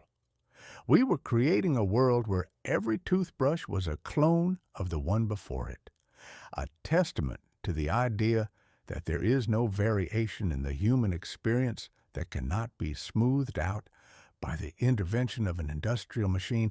I cannot help but find the irony delicious. We live in a world where we are increasingly terrified of germs, those invisible, microscopic boogeymen that haunt our modern peace of mind. And so we turn to plastic to save us. We scrub our teeth with laboratory-grown threads.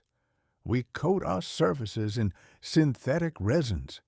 And we live our lives behind a barrier of sterile, impenetrable materials, all in the desperate hope that if we can just make our surroundings sufficiently plastic, we will somehow be immune to the messy, rotting, and entirely natural processes of life itself. It is a vanity, of course, a grand, amusing, and ultimately doomed vanity. The boar bristle was honest. It was a part of the world, for better or for worse. The nylon filament is a lie. It is a whisper from the future saying, "Don't worry, nothing is real, nothing is natural, and everything can be replaced by a perfectly uniform imitation." Dr. West's toothbrush was a herald of the age to come. It was the moment we decided that clean was not the absence of dirt, but the presence of the artificial. We became a species obsessed with the look of hygiene, with the aesthetic of sterility. We wanted our mouths to be as uniform as a factory floor, our teeth as white as a row of tombstones, and our habits as predictable as the ticking of a clock. But consider the man who stands at the sink today. He holds his plastic-handled, nylon-bristled brush, and he performs his morning labor. He is disconnected from the world, from the forest, from the pig, from the very messy reality of being a creature made of meat and bone. He is a ghost in his own bathroom, scrubbing at his enamel with a tool that has no history. He believes he is advancing. He believes he is improving. He believes he is becoming more refined, and perhaps in a way he is. We have certainly done away with the shedding bristles of the past. We have created a world where everything is more durable, more consistent, and more efficient. But I find myself wondering if, in our eagerness to sweep away the remnants of the animal kingdom, we haven't swept away a bit of ourselves as well. We are becoming as smooth, as uniform, and as artificial as the nylon we use to scrub our smiles. We are losing the texture of the real. The toothbrush, that humble, neglected instrument of our daily devotion, is a lens through which we can see the entire frantic trajectory of the modern age. We are a people who want to be scrubbed clean. We want to be scrubbed of our history, of our animal instincts, and of the stains that life leaves upon the soul. We want to be brand new, right out of the package, stiff and unyielding and perfectly, immaculately white. But life, I have found, is not like a set of teeth. You cannot polish it with a synthetic brush until the dark spots disappear. The dark spots are where the character is. The dark spots are where the history is. The dark spots are the evidence that you have been living in the world and not merely occupying a sanitized plastic-lined box of your own making. So, as we look at the Mechanical Bristle of Dr. West, let us give it the credit it is due. It has made our mouths cleaner, yes. It has made our dental checkups less traumatic, certainly. It has contributed to the grand ongoing effort to make the human animal look like an inhabitant of a perfectly ordered, laboratory-designed utopia. But let us not confuse cleanliness with virtue. Let us not assume that because we have replaced the boar with the beaker, we have finally become something other than what we are. A collection of messy, biological, and utterly imperfect beings who are desperately trying to scrub away the fact that we are, at the very bottom of it all, just a part of the dirt we are so afraid of. The world of 1938 was a world of brushes.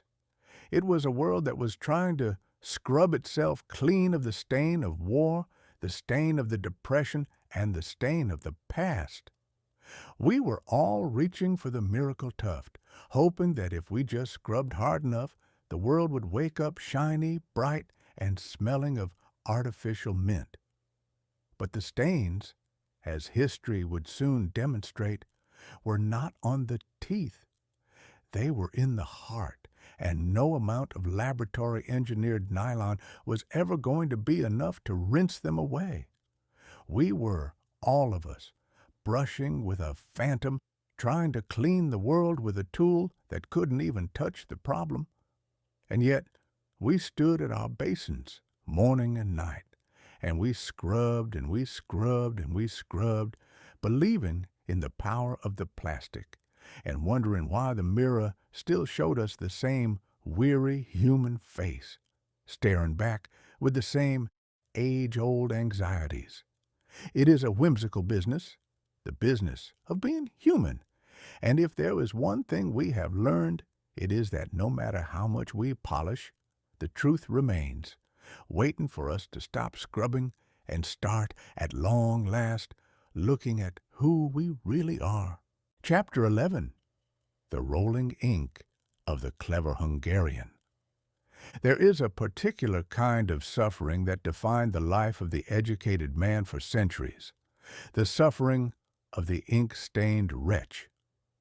To be a writer or a clerk or even a gentleman of leisure attempting to dash off a note of correspondence in the year of our Lord 1938 was to be engaged in a perpetual losing war against a dark, viscous fluid that seemed to possess a sentient desire to ruin one's clothing, one's carpet, and one's dignity.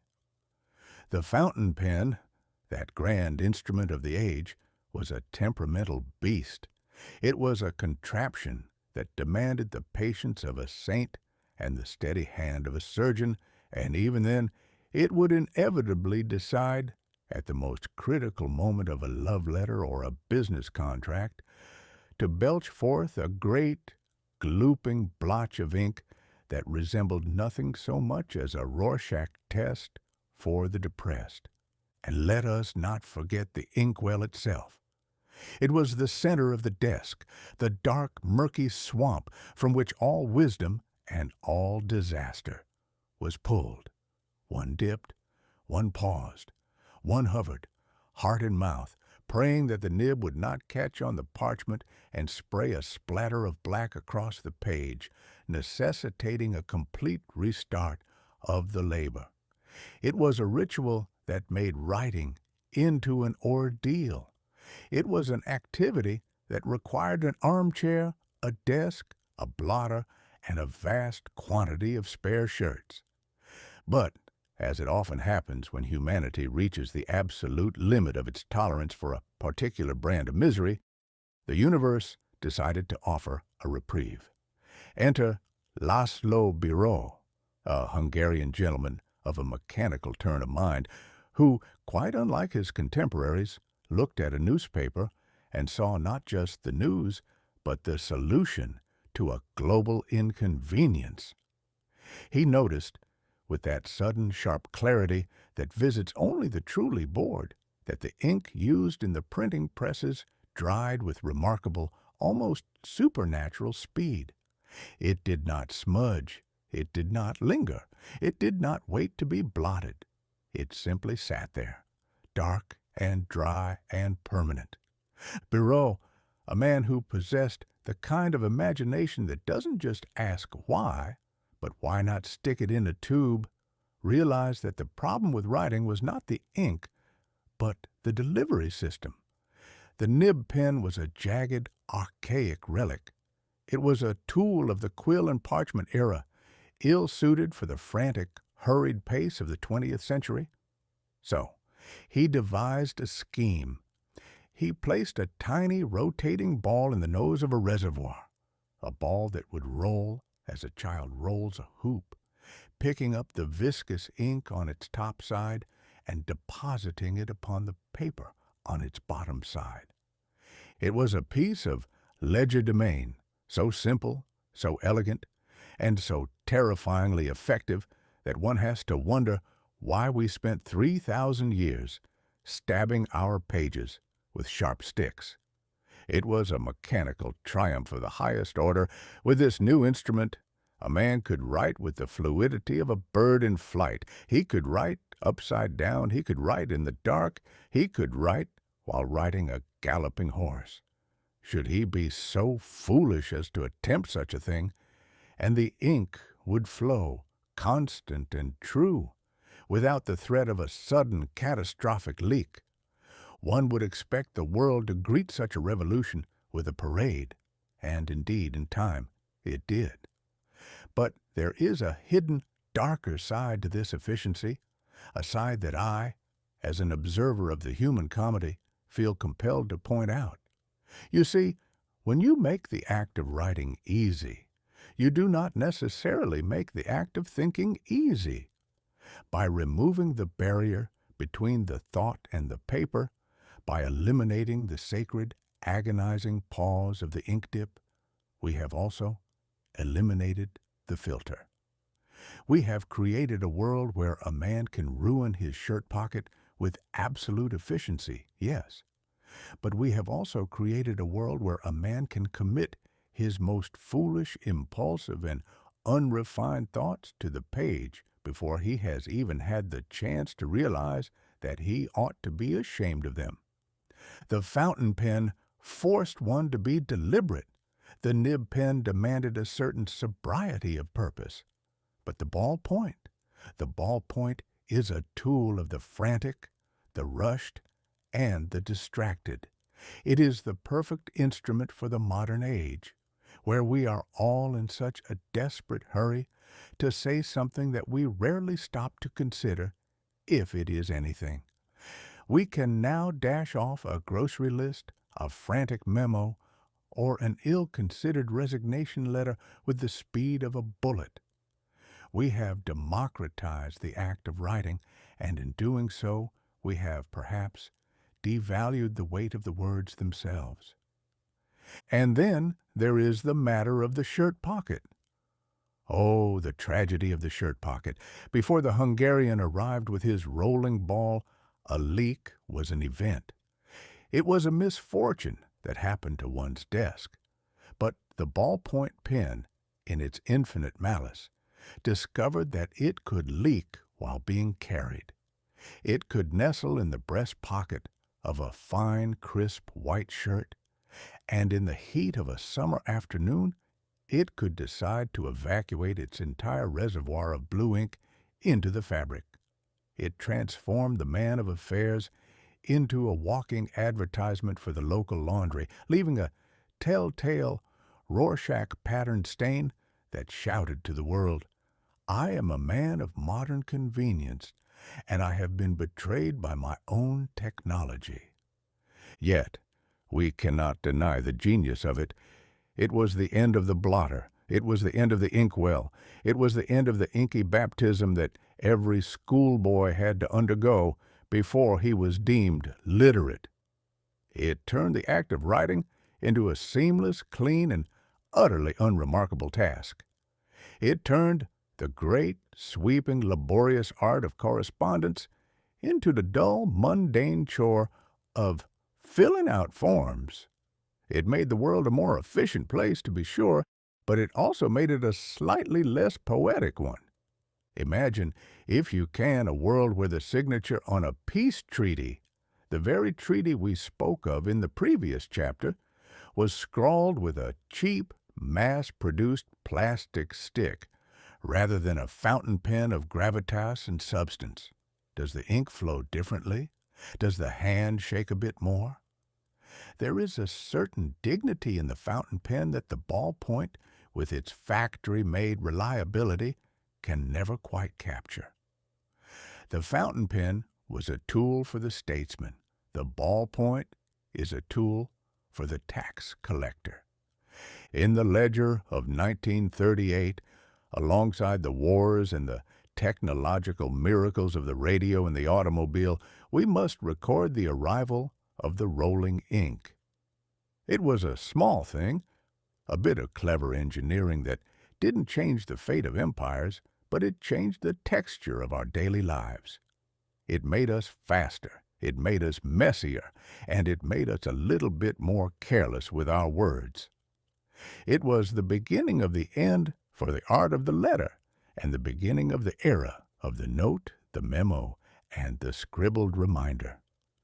As the years move on, we shall find that we are writing more than ever, and yet, I suspect, saying less.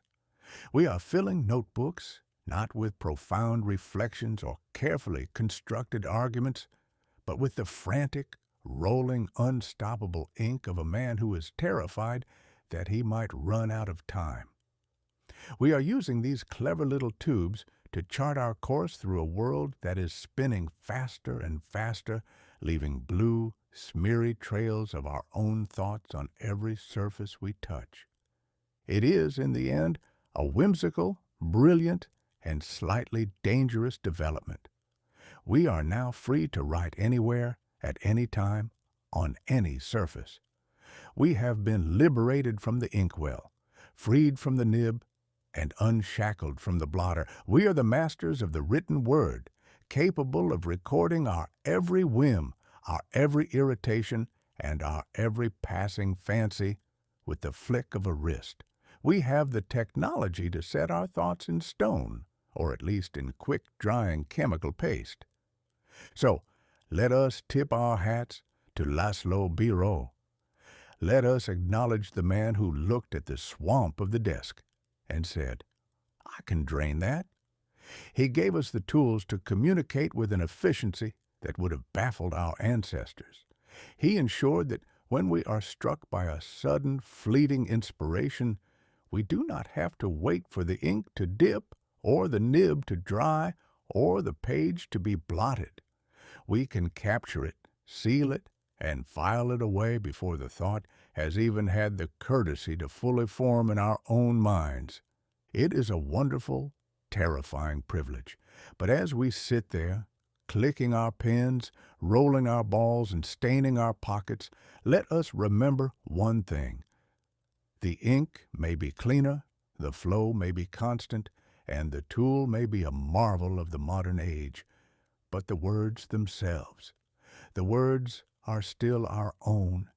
And if we find that the words we are writing with our clever rolling pens are shallow or hurried or lacking in the ink-stained dignity of the past, then perhaps the fault lies not in the pen, but in the hand that holds it. We have the speed and we have the convenience. But the wisdom? That, I fear, still requires a bit of ink, a bit of time, and a great, messy, wonderful willingness to slow down and consider the shape of the letters we are leaving behind on the page. Chapter 12. The Infiltration of the Steel-Clad Orphan. It is a curious fact that in the year of our Lord 1938, the most significant arrival on the American landscape did not come by way of a steamship, nor by a cross-country train, nor by any method of transit that required a passport, a visa, or a customs inspection. No, this particular visitor descended from the heavens in a manner that was entirely indifferent to the laws of aviation, landing not in the harbor of New York or the busy ports of the West Coast, but on the newsstands of Cleveland, Ohio. He arrived as an ink and paper refugee, a creature of the imagination, possessing an indestructible constitution and a fashion sense that, to put it mildly, defied the sensible traditions of the 19th century. We are speaking, of course, of the fellow who would come to be known as Superman. Now, there is something inherently suspicious about a man who chooses to wear his undergarments on the outside of his trousers. It is a bold, stylistic choice, one that suggests he is either the most confident man in the universe or that he is entirely unaware that he has been dressed by a committee of well-meaning but utterly confused children. And yet, the American public, in their weary, depression-addled state, did not blink. They did not point and laugh. They did not ask him to tuck in his shirt or return to the locker room to reconsider his ensemble. Instead, they bought the comic book by the truckload. They embraced the steel-clad orphan with the fervor of a starving man at a banquet, for they saw in him something that the politicians, the bankers, and the street-corner preachers were entirely unable to provide, a miracle that could actually be measured in foot-pounds of force.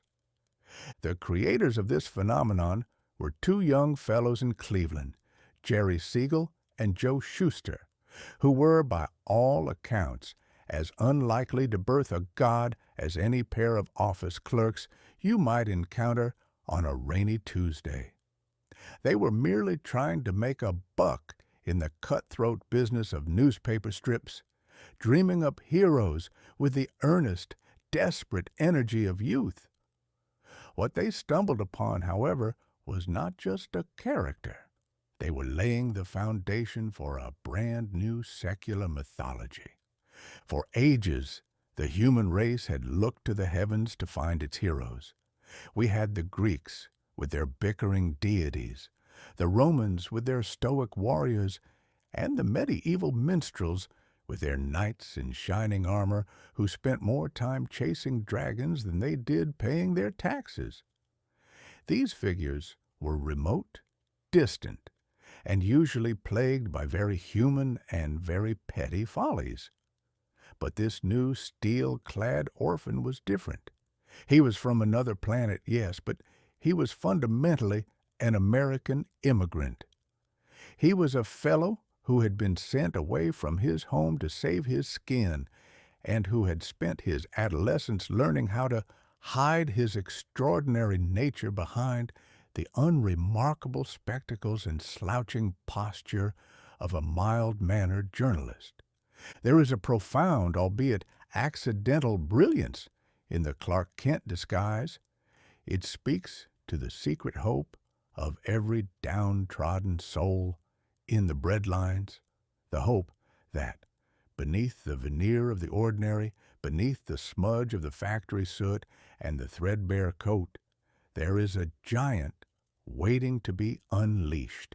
The world of 1938 was a world where a man could work for 40 hours a week and still find himself empty-handed. It was a world where the law was a slow, lumbering, and often crooked thing, and where justice was something that happened only to those who could afford the retainer fee. And into this world the man of steel stepped. He did not ask for a warrant. He did not consult with the local constabulary. He did not fill out a requisition form for a superhero's license. He simply walked into the fray, took the crook by the scruff of the neck, and tossed him into the stratosphere. He was the muscle that the law lacked, the swift, unyielding hand of morality that operated in a dimension beyond the reach of the bribe. One has to wonder what the good people of the 1930s, those men and women who had watched their savings evaporate and their neighborhoods crumble, felt when they turned the page and saw a man lift a motor car as if it were a child's toy. Was it envy? Was it delight? I suspect it was a bit of both. They were living in an age where the machines were getting bigger, the factories were getting louder, and the individual was feeling smaller and more insignificant by the hour. And here was a machine man, a fellow who possessed all the strength of the industrial age, but none of its cold, mechanical indifference. He was a machine with a heart, a god with a conscience, and a cape that fluttered in the wind with the grand, dramatic flourish of a silent film star. The infiltration, as we might call it, was total. Within months, the newsstands were ablaze with primary colors. Every boy in America was suddenly aware of the possibility of flight, of invulnerability, and of the secret heroic potential residing in his own basement. It was a contagion of the imagination. It was a fever that swept through the schoolyards and the parlors alike, creating a culture where the distinction between the real and the comic began to blur, for the need for such a hero was so acute that the public was willing to grant him a reality of his own. One must laugh, however, at the absurdity of the costume. It is a recurring theme of my own long life that humanity takes its myths far more seriously when they are wearing ridiculous hats. The cape, the boots, the shield on the chest, it is a costume that says, I am here to save the world, but I am also here to make sure you see me doing it. And the undergarments on the outside, it is a detail that no self-respecting artist of the Renaissance would have permitted, and yet it has become the signature of the modern hero. It suggests that the hero is so busy saving the day that he didn't have time to finish dressing properly, or perhaps that he wanted to be certain that should he be flying through the air at high speed, his dignity would be protected by an extra layer of structural support. But let us be fair. The character was not created for the critics in the mahogany-paneled clubs of London or the art galleries of Paris. He was created for the kid with a nickel in his pocket and a longing in his soul.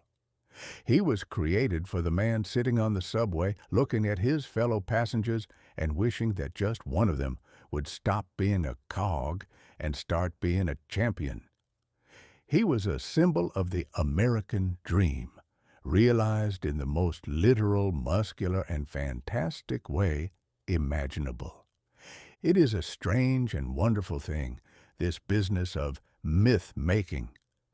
We imagine that myths are things that happen in the dim, dusty past, in the time of the gods and the heroes. We think of them as being forged in the fires of antiquity.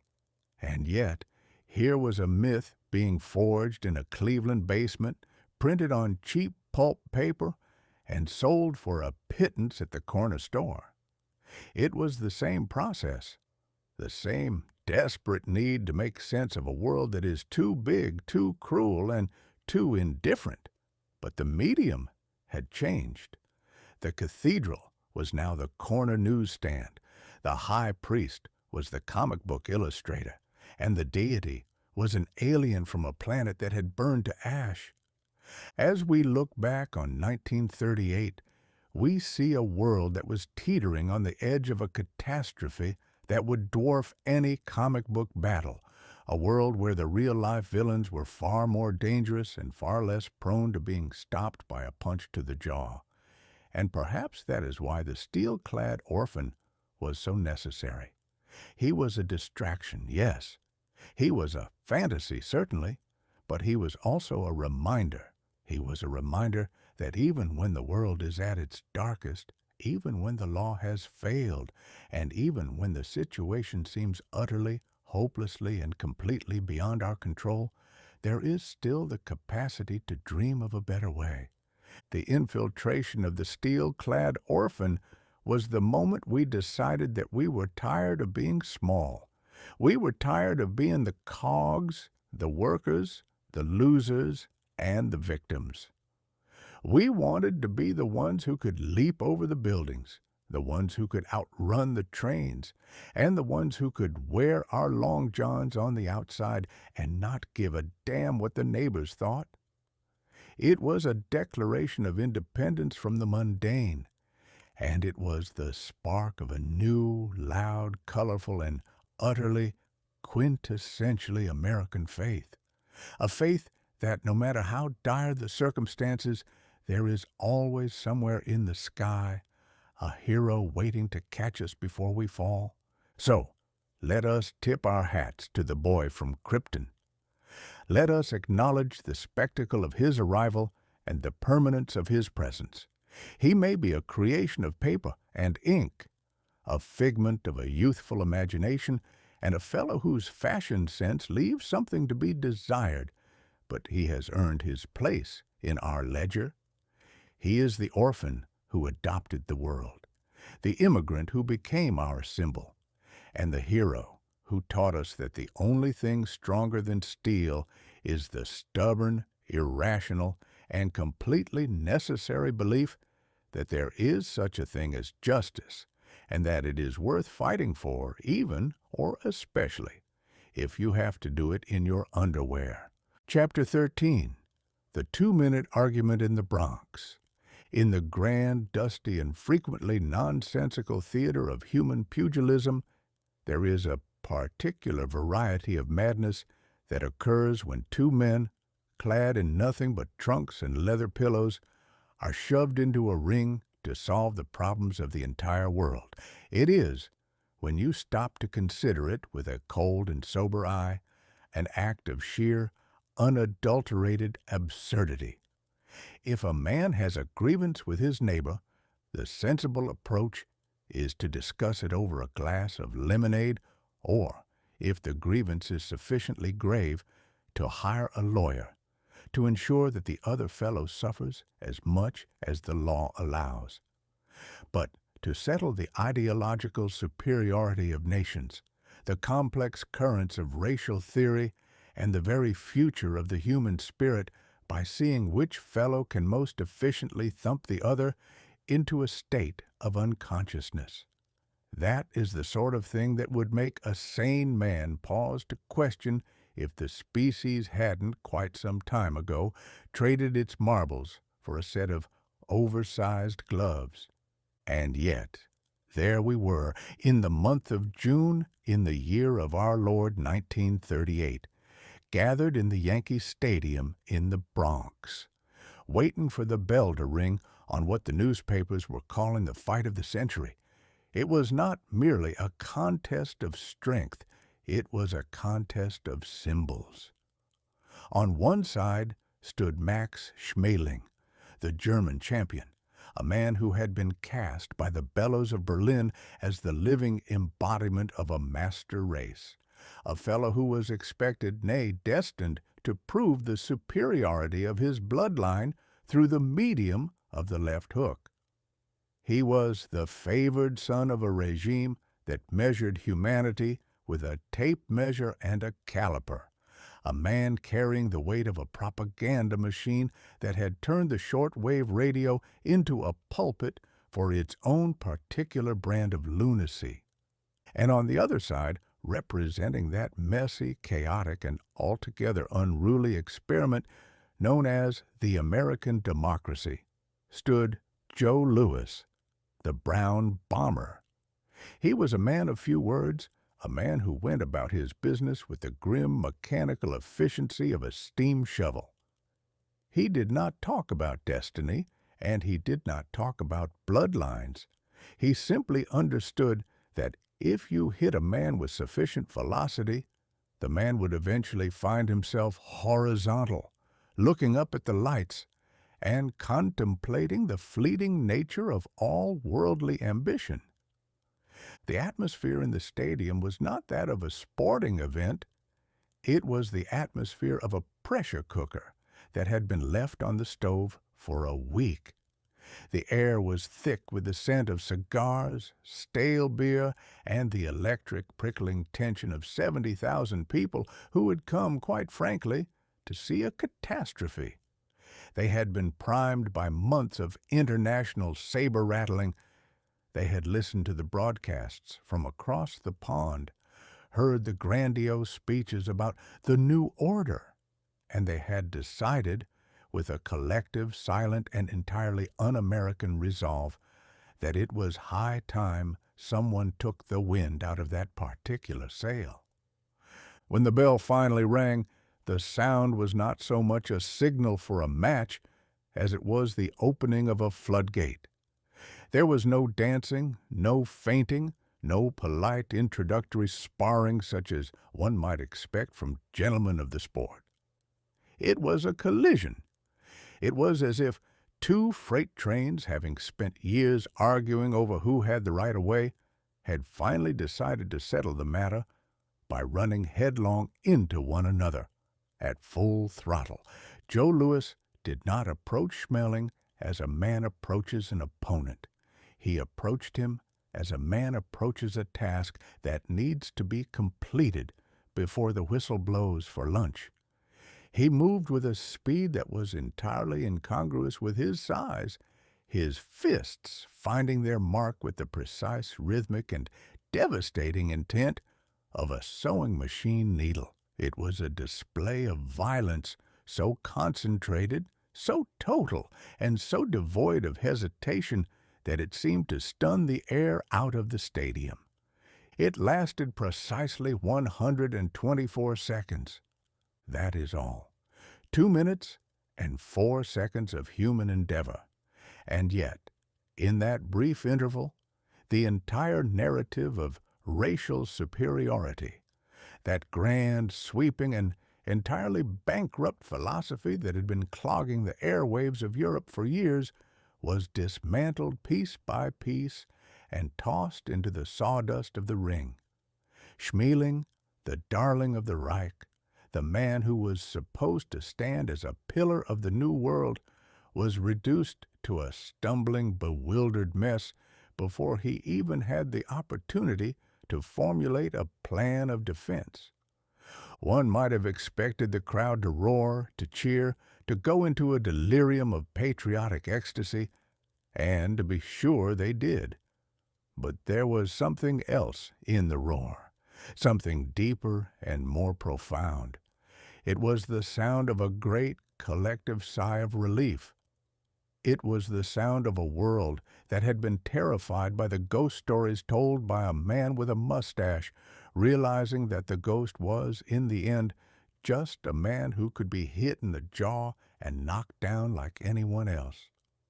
The radio commentators, those breathless fellows who make their living by turning a punch into a poem, were utterly unprepared for the speed of the thing. They had prepared their scripts, their flowery descriptions of the grand strategic clash, and they were left sputtering, unable to keep pace with the sheer, unvarnished violence of the reality. It was a 2-minute argument, and the argument had been settled by the only language that the belligerents of the world seemed to understand, the language of force. But let us pause to consider the tragic irony of it all. We were celebrating the fact that we had proven our superiority by being more efficient at causing pain. We had refuted the racial nonsense of Berlin by demonstrating that our man was a more lethal pugilist than their man. It was a victory, certainly, but a victory that left a strange metallic taste in the mouth. For if the world is to be saved from the madness of tyrants, must it always be saved by the fists of a fighter? Must we always resolve the clash of ideas by smashing them into one another until one of them stops moving? The brown bomber went back to his corner, a hero, a legend, a man who had done what the diplomats and the politicians had failed to do. He had silenced the nonsense, at least for a moment. He had provided a spectacular athletic refutation to the racial bunkum that had been bellowed from the shortwave radios. He had made the world feel for a fleeting instant as if the right side of the ledger was the side that was currently standing tall in the ring. But as the cheers faded, as the lights of the stadium were dimmed, and as the 70,000 people shuffled out into the cool, damp air of the Bronx, one could not help but wonder what would happen when the next radio broadcast began. The tyrant in Berlin was not going to stop his march because his favorite boxer had been knocked out in the first round. The map of Europe was not going to stop being resorted because of a left hook. The machinery of war was still grinding away, indifferent to the results of a prize fight, indifferent to the cheers of the crowd, and indifferent to the fleeting triumph of a man who could punch faster than his opponent. We like to think that we can find our answers in the ring. We like to think that we can settle our grievances with a flurry of leather and a referee's count. We like to think that the world is a place where the hero always gets his hand raised and the villain always goes home with a bloody nose and a bruised ego. It is a comforting thought. It makes the world seem manageable. It makes the struggle seem like something that can be won definitively and cleanly in the space of 2 minutes. But the real world, the world of the diplomat, the economist, the soldier, and the citizen, is not a boxing ring. There is no bell to end the fight. There is no referee to step in and stop the carnage. There is no winner who can walk away and call the job done. The fight in the Bronx was a magnificent, violent, and utterly necessary punctuation mark in a chapter of history that was becoming increasingly difficult to read. But it was not the end of the story. It was merely a pause. It was a moment of clarity in a time of growing shadow. And so, as we look back on those 124 seconds, let us celebrate the man who did the punching, for he was a brave man, and he did what was asked of him with a grace that was all his own.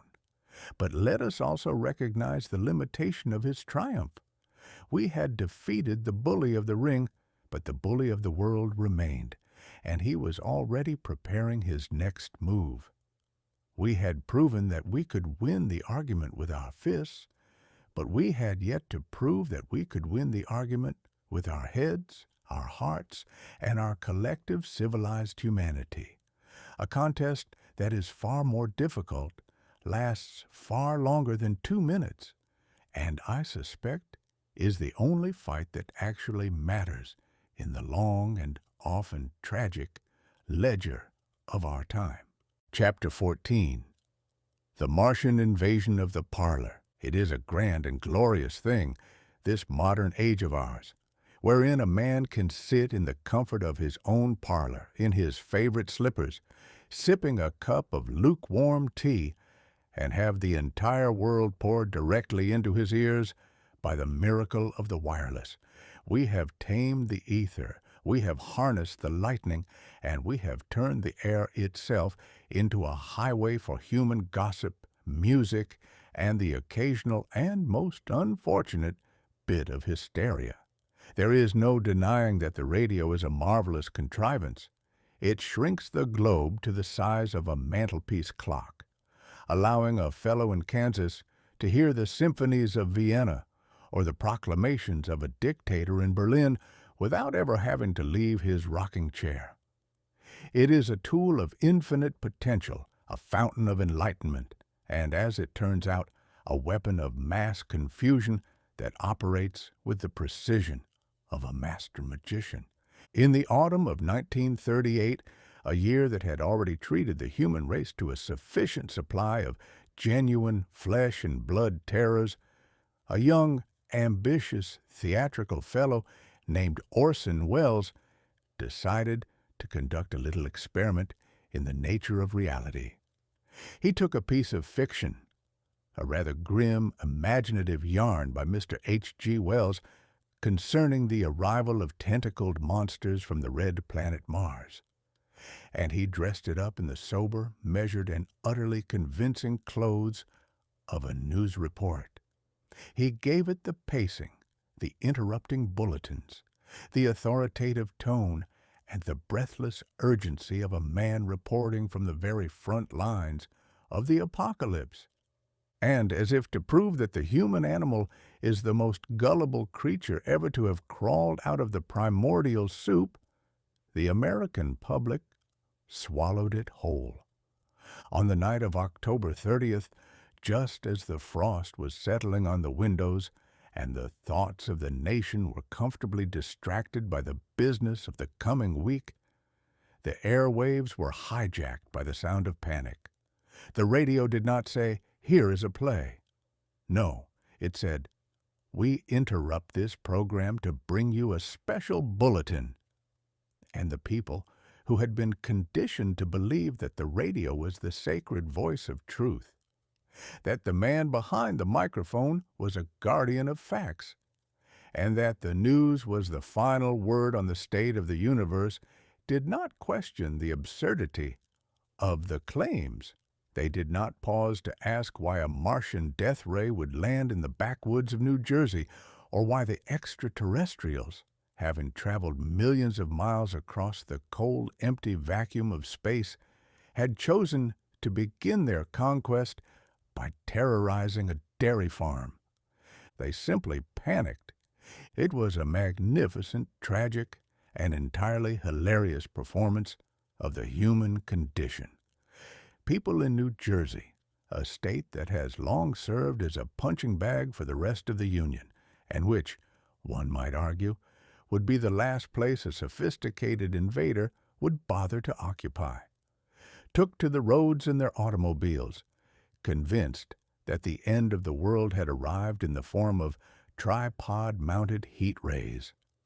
Families prayed in their living rooms. Men armed themselves with shotguns and garden tools, preparing to defend their prize hydrangeas against the tentacled menace from the sky. The telephone exchanges were jammed.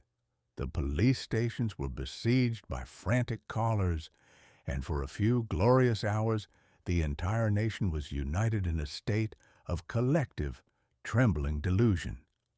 It is a sobering thing to realize that the average citizen will believe the world is ending if the information is delivered by a voice that sounds sufficiently solemn and a tone that is sufficiently baritone.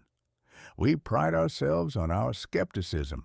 We fancy ourselves the masters of the scientific age, the inheritors of the Enlightenment, the children of logic and reason. We look at the superstitions of the past, the belief in witches, the fear of eclipses, the reliance on omens, and we chuckle with the smug superiority of the modern at the ignorance of our ancestors. And yet, here we were, in the 20th century, being stampeded by a radio play. Why did they believe it? I suspect it was not because they were unintelligent, it was because they were already living in a state of fear. The world of 1938 was a world of tremors, a world where the headlines were filled with the news of armies and annexations and the slow, inevitable grinding of the gears of war. They were already walking on eggshells. They were already waiting for the sky to fall, for the telegram to arrive, for the neighbors to start pointing fingers. The radio play did not create the fear. It merely gave the fear a shape. It provided a monster to fight, an invader to fear, and a catastrophe to contemplate, which was, in many ways, a relief from the real, complicated, and utterly hopeless catastrophe that was unfolding in the real world of politics and diplomacy. The invasion from Mars was, in truth, an invasion of our own insecurity. It was a projection of the national anxiety, a way for the people to externalize the nightmares they were having in their sleep. It was easier to believe in Martians, beings from a distant, cold planet who wanted to conquer our cities, than it was to believe in the reality of the dictators, the fascists, and the cold, calculating men in suits who were currently deciding that our lives were expendable in the pursuit of their own terrestrial ambitions. And then, when the truth came out, when the realization dawned that the tentacles were merely sound effects, that the heat rays were merely a theatrical flourish, and that the entire frantic disaster had been a piece of entertainment, the reaction was just as predictable. The embarrassment was intense. The outrage was palpable. The newspapers, who had been scooped by a mere actor, howled for retribution. The government, always looking for a way to assert its control over the airways, began to beat the drums of regulation. They were humiliated and they were angry because the hoax had exposed them. It had shown that the power of the medium was in the hands of the storytellers and not necessarily the ones who claimed to be in charge. There is a lesson here if we are humble enough to learn it. It is that the human mind is a fragile and suggestible instrument. It is a mirror that reflects not just the world as it is, but the world as we fear it to be. We are constantly searching for a narrative, for a story that makes sense of the chaos, and we are willing to accept almost any story, provided it is told with enough confidence and accompanied by enough gravitas. We are a species of story addicts living for the plot, and we will follow the story wherever it leads us, even if it leads us right off the edge of a cliff.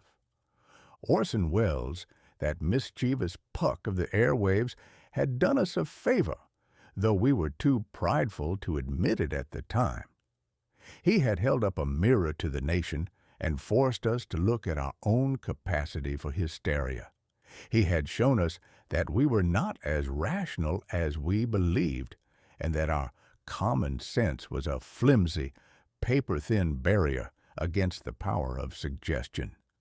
He had demonstrated that in a world where information can be beamed into every home in an instant, the truth is a commodity that is easily manipulated, and the lie is a currency that is always in circulation.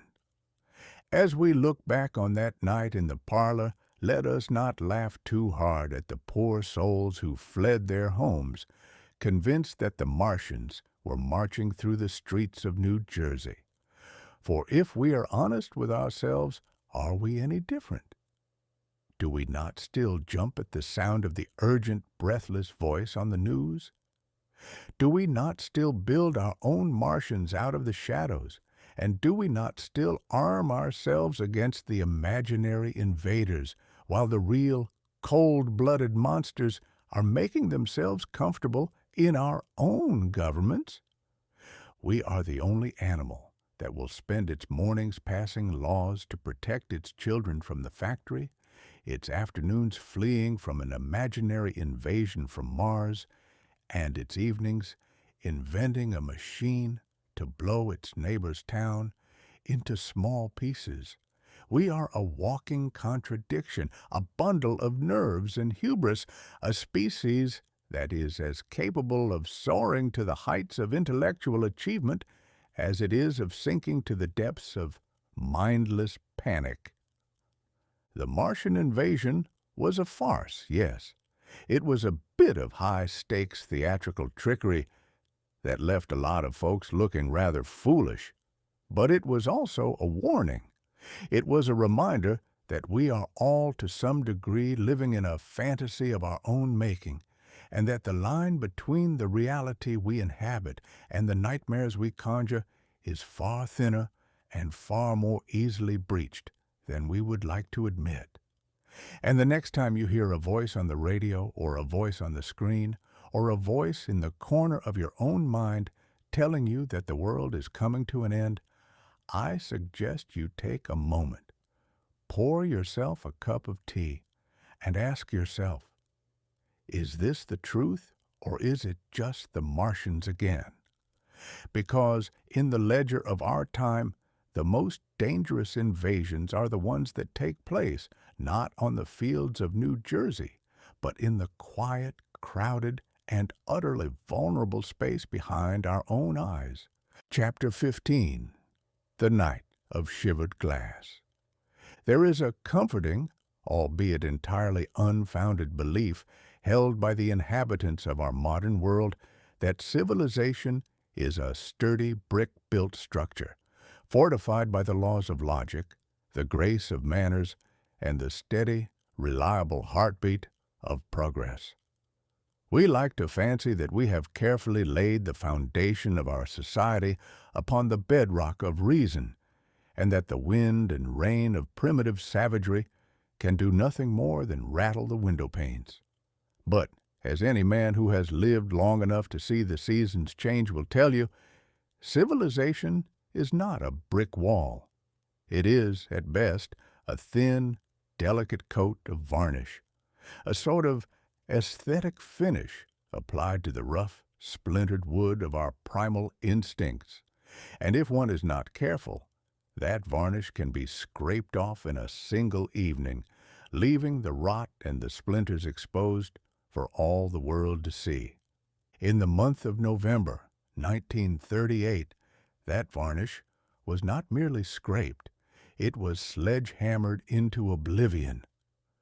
We speak here of that dark and terrible madness that swept across the towns and cities of Germany, an event which the perpetrators, in their infinite capacity for twisted irony, chose to label with a title that sounds like the name of a shattered fairy tale, Kristallnacht, or the Night of Broken Glass. It was, if one were to view it through the lens of a detached, cynical observer of human folly, the most expensive and least productive temper tantrum ever staged by a sovereign state against its own people. Imagine, if you will, a night where the air was not filled with the usual hum of commerce or the quiet murmur of the evening stroll, but with the sharp, rhythmic, and utterly chilling sound of glass, shattering into 1,000,000,000 pieces. It was not the sound of a stray baseball hitting a window, nor the accident of a clumsy delivery boy. It was the sound of a state-sponsored riot, a carefully orchestrated symphony of destruction, where the baton was held by the very men who were sworn to uphold the law. The shops, the homes, the synagogues, those places where the fabric of a community is woven, were systematically reduced to rubble. The shop windows, which had been designed to showcase the abundance of a stable, industrious society, became nothing more than jagged teeth, gaping maws that allowed the cold winter air to rush in and freeze the life out of the remnants within. It was a spectacle of such profound and pointless stupidity that one can hardly credit it to a species that prides itself on the invention of the steam engine and the cultivation of the opera. What was the goal? To smash the glass? To set fire to the prayer books? To tear the very curtains from the windows of a neighbor? It is the sort of behavior one expects from a pack of unruly schoolboys who have been left unattended in a candy store, not from a government that claims to be the vanguard of a new order. And yet, there they were, the brown shirts, the thugs, the patriots of the party, running through the streets, axes in hand, fueled by a collective, manufactured rage that had been poured into them like cheap rot-gut whiskey. The most fascinating and indeed the most horrifying aspect of this whole wretched affair was the silence of the neighbors. It is a curious thing, the human capacity to look the other way. There were thousands of good, respectable citizens, people who went to church, who paid their taxes, who worried about the price of sausage and the quality of the beer, who stood in the shadows and watched as the windows of the men they had greeted the day before were pulverized. They watched. They did not scream. They did not intercede. They simply pulled their collars up against the cold and hoped that, by standing very still and being very quiet, the storm of madness would pass them by without knocking on their own front door. It is a lesson in the fragility of our polite society. We think of ourselves as independent actors, governed by our own consciences. But when the mob starts to howl, we find that our conscience is often the first thing we leave at home on the coat rack. We become, in the blink of an eye, mere extensions of the hysteria. We are terrified of being the one voice in the crowd that cries, "Stop!" for the mob has a way of turning its many-headed gaze upon the dissenter with a speed that is truly remarkable. The authorities, those men with the stiff collars and the polished medals, stood by and observed. They had created the spark, they had poured the gasoline, and they had handed out the axes. And then they stood back with the bemused expression of a scientist watching an experiment unfold in a petri dish. They wanted to see if the population was sufficiently cured of its humanity to participate in the destruction, and, to their great, chilling satisfaction, they found that it was. The next morning, the sun rose on a country that looked as though it had been chewed on by a giant. The streets were carpeted in a glittering, lethal frost of glass. People stepped over the shards, careful not to cut their boots, and they went about their business. They swept the pavement. They tidied up. They acted as though nothing had happened, as if this were merely a bit of weather that had come and gone in the night. It was the most unsettling part of the whole business, the return to the mundane, The willingness of the human animal to normalize the horrific, to treat the extraordinary act of terror as if it were a routine bit of housekeeping. In the eyes of the world, or at least that part of the world that still possessed the capacity for moral indignation, this was the moment the mask slipped entirely. It was no longer a question of political maneuvering, of border disputes, or of the grievances of the Great War. It was now a question of what kind of creature we are. Are we a species that can be led by the nose into a pit of mindless destruction? Are we a species that finds it easier to smash a window than to engage in a conversation? One wonders what those men, those leaders of the great powers who had spent their afternoons waving pieces of paper and talking about peace for our time, thought when they read the reports of the shivered glass. Did they feel a twitch of shame? Did they feel a cold, iron fear coiling in their stomachs? Or did they, like the neighbors in the streets of Berlin, simply pull their collars up and hope that the madness would confine itself to the neighbor's yard? The event was, in the long and often tragic ledger of 1938, a pivotal entry. It signaled that the thin, brittle varnish of European civilization had been scraped away, and that beneath it lay a darkness that was waiting for the opportunity to expand. It was a warning, writ large in the shattered remains of shop windows and the scorched rafters of houses of worship, that a government which sets itself against the humanity of its own citizens will, in the end, set itself against the humanity of the world. We are, all of us, a fragile bunch.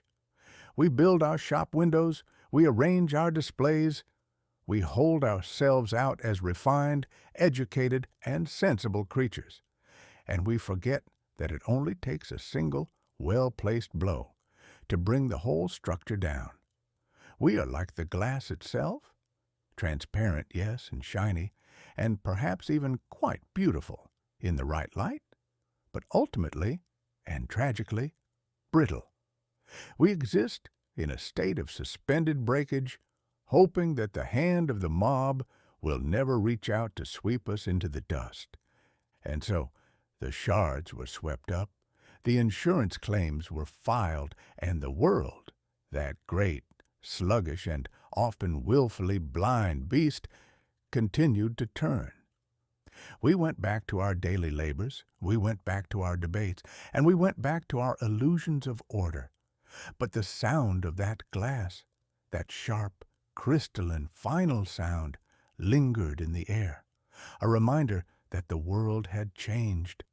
It had lost its innocence, or perhaps it had simply lost its appetite for the pretense of it. We were no longer living in a world of diplomacy. We were living in a world of axes and hammers, and the only question remaining was whose window would be next.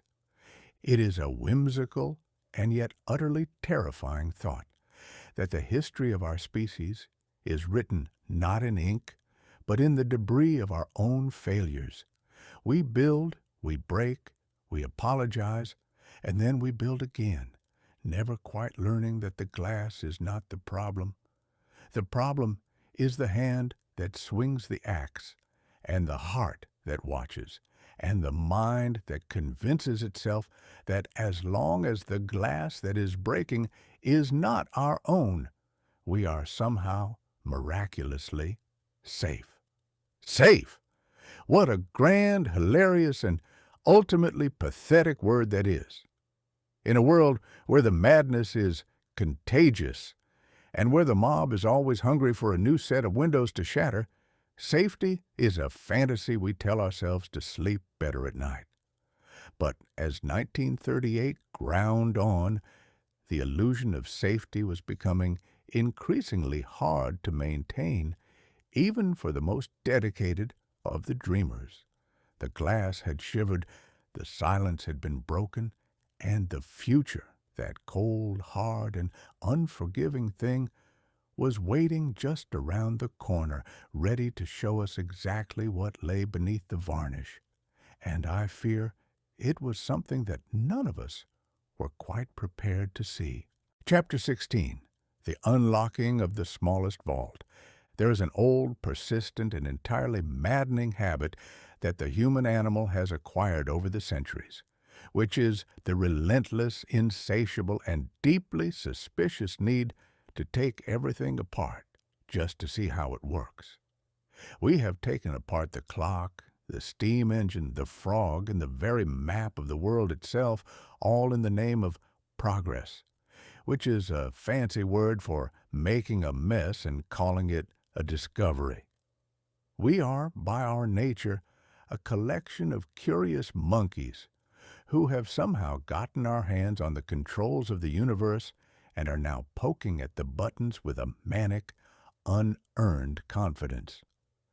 In the year of our Lord 1938, in a dusty, quiet laboratory in the heart of Berlin, a city that was currently occupied by the business of shouting, marching, and rearranging its furniture with the delicacy of a bull in a china shop, two men were busy conducting an experiment that would prove to be the most momentous, the most terrifying, and the most utterly unintended act of mischief in the history of our species.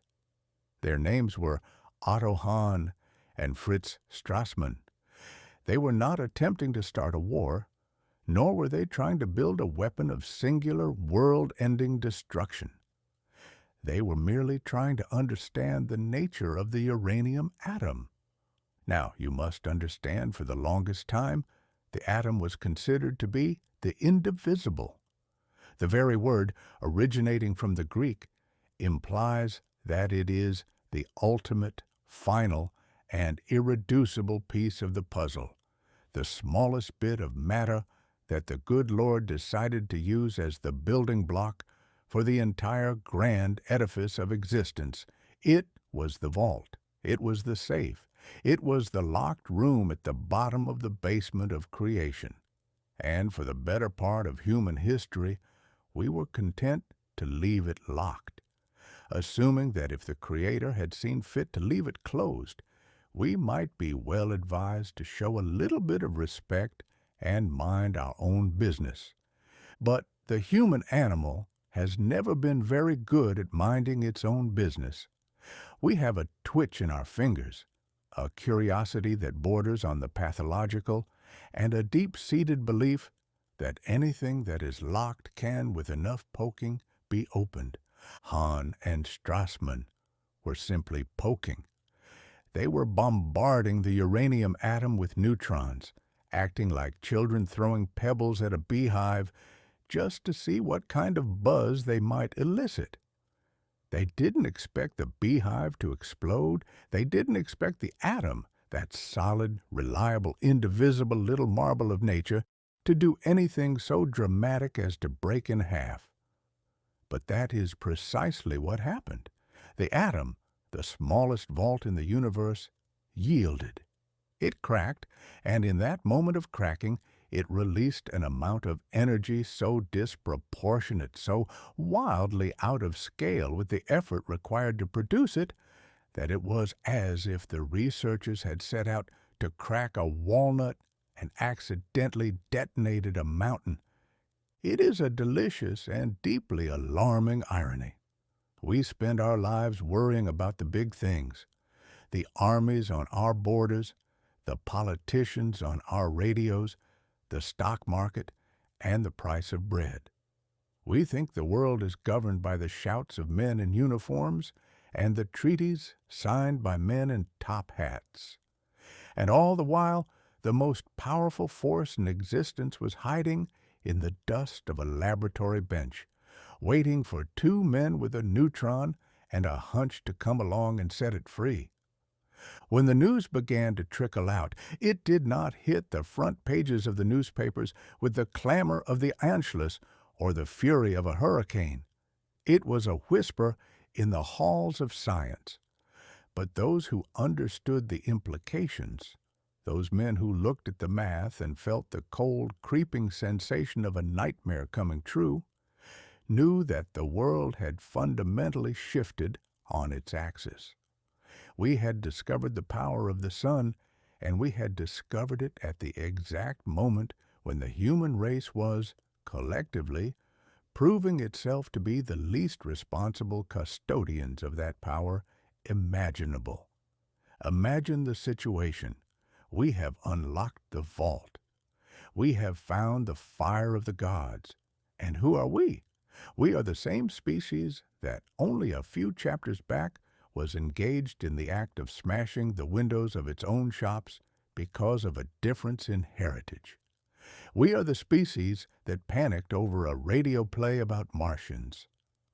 We are the species that is currently sharpening its knives and preparing to turn the entire map of Europe into a giant burning pyre. And now we have the ability to replicate the fires of Judgment Day in a tube.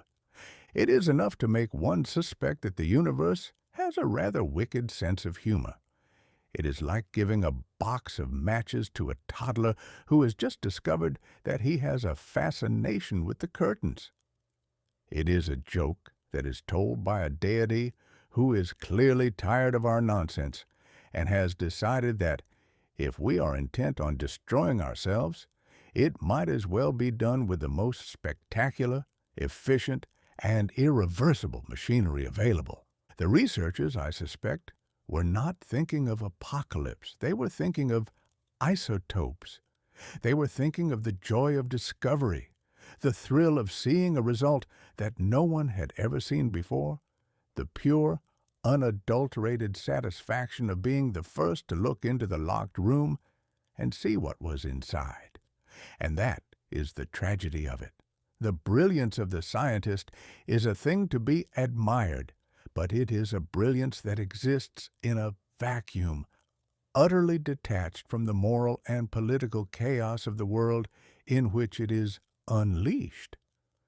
The scientist provides the tool, and he hands it to a world that is already halfway through the process of tearing itself to shreds, and he desperately, naively hopes, that the world will have the sense to use the tool to build rather than to burn. But history, that relentless and unforgiving judge, suggests that we have very little sense when it comes to the fruits of our own curiosity. We are not builders. We are tinkerers who have stumbled into a warehouse full of gunpowder and are now arguing over the best way to light our pipes. One must reflect on the smallest vault. It was a secret kept for billions of years. The stars knew it. The suns knew it. The very bedrock of the planets was held together by the energy trapped within that tiny, invisible bit of matter. And now, the secret is out. It is on the blackboard. It is in the journals. The door is off its hinges, and the contents are spilling out into a world that is already brimming with fury. I cannot help but wonder if Hahn and Strassmann, sitting in their lab, felt the weight of what they had done. Did they look at the data and feel a chill? Did they, even for a moment, think, perhaps we should put the lid back on? Or were they, like the rest of us, so caught up in the dance of discovery that they failed to notice the room was on fire? We are, all of us, living in the shadow of that laboratory bench. We are living in the era of the cracked atom. We have bought ourselves a ticket to a show that we are not entirely sure we want to watch. And we are holding a key that we are not entirely sure we know how to use. We are the stewards of a power that can light our homes or incinerate our history.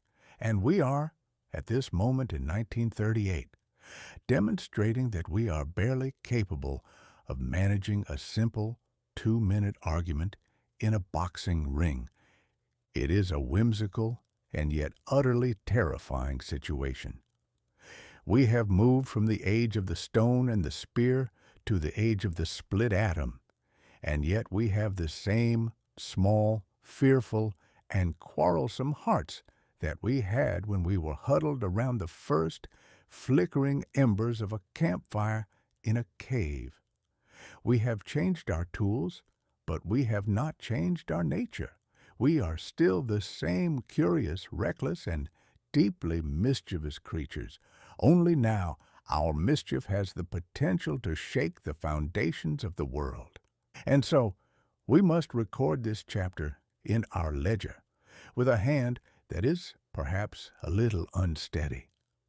It is the chapter where we grew up, where we opened the final door, and where we realize that we are no longer protected by the smallness of our reach.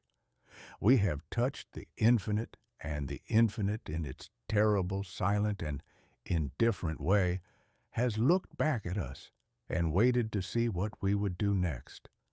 I reckon that if the Creator is watching, He is probably leaning back, folding His arms, and wondering if we will have the wisdom to close the vault, or if we will, in our typical human fashion, insist on seeing just how bright the fire can get before it consumes everything we have ever loved. I suspect I know the answer, and it is an answer that makes me want to put down the pen, close the ledger, and go for a long, quiet walk in the woods, provided the woods are still there when I return. Chapter 17. The League's Final Eviction. There is a particular sort of edifice that the human race builds whenever it finds itself feeling a trifle guilty about its own propensity for violence.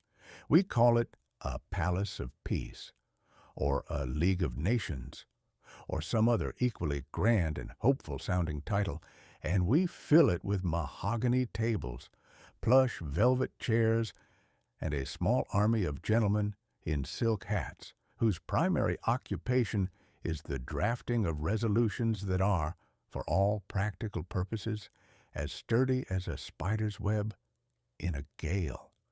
We do this because we want to believe that if we can just create a place where the air is sufficiently thin and the stationery is sufficiently expensive, we might actually manage to talk our way out of the fundamental, bone-deep human urge to hit our neighbor with a blunt object.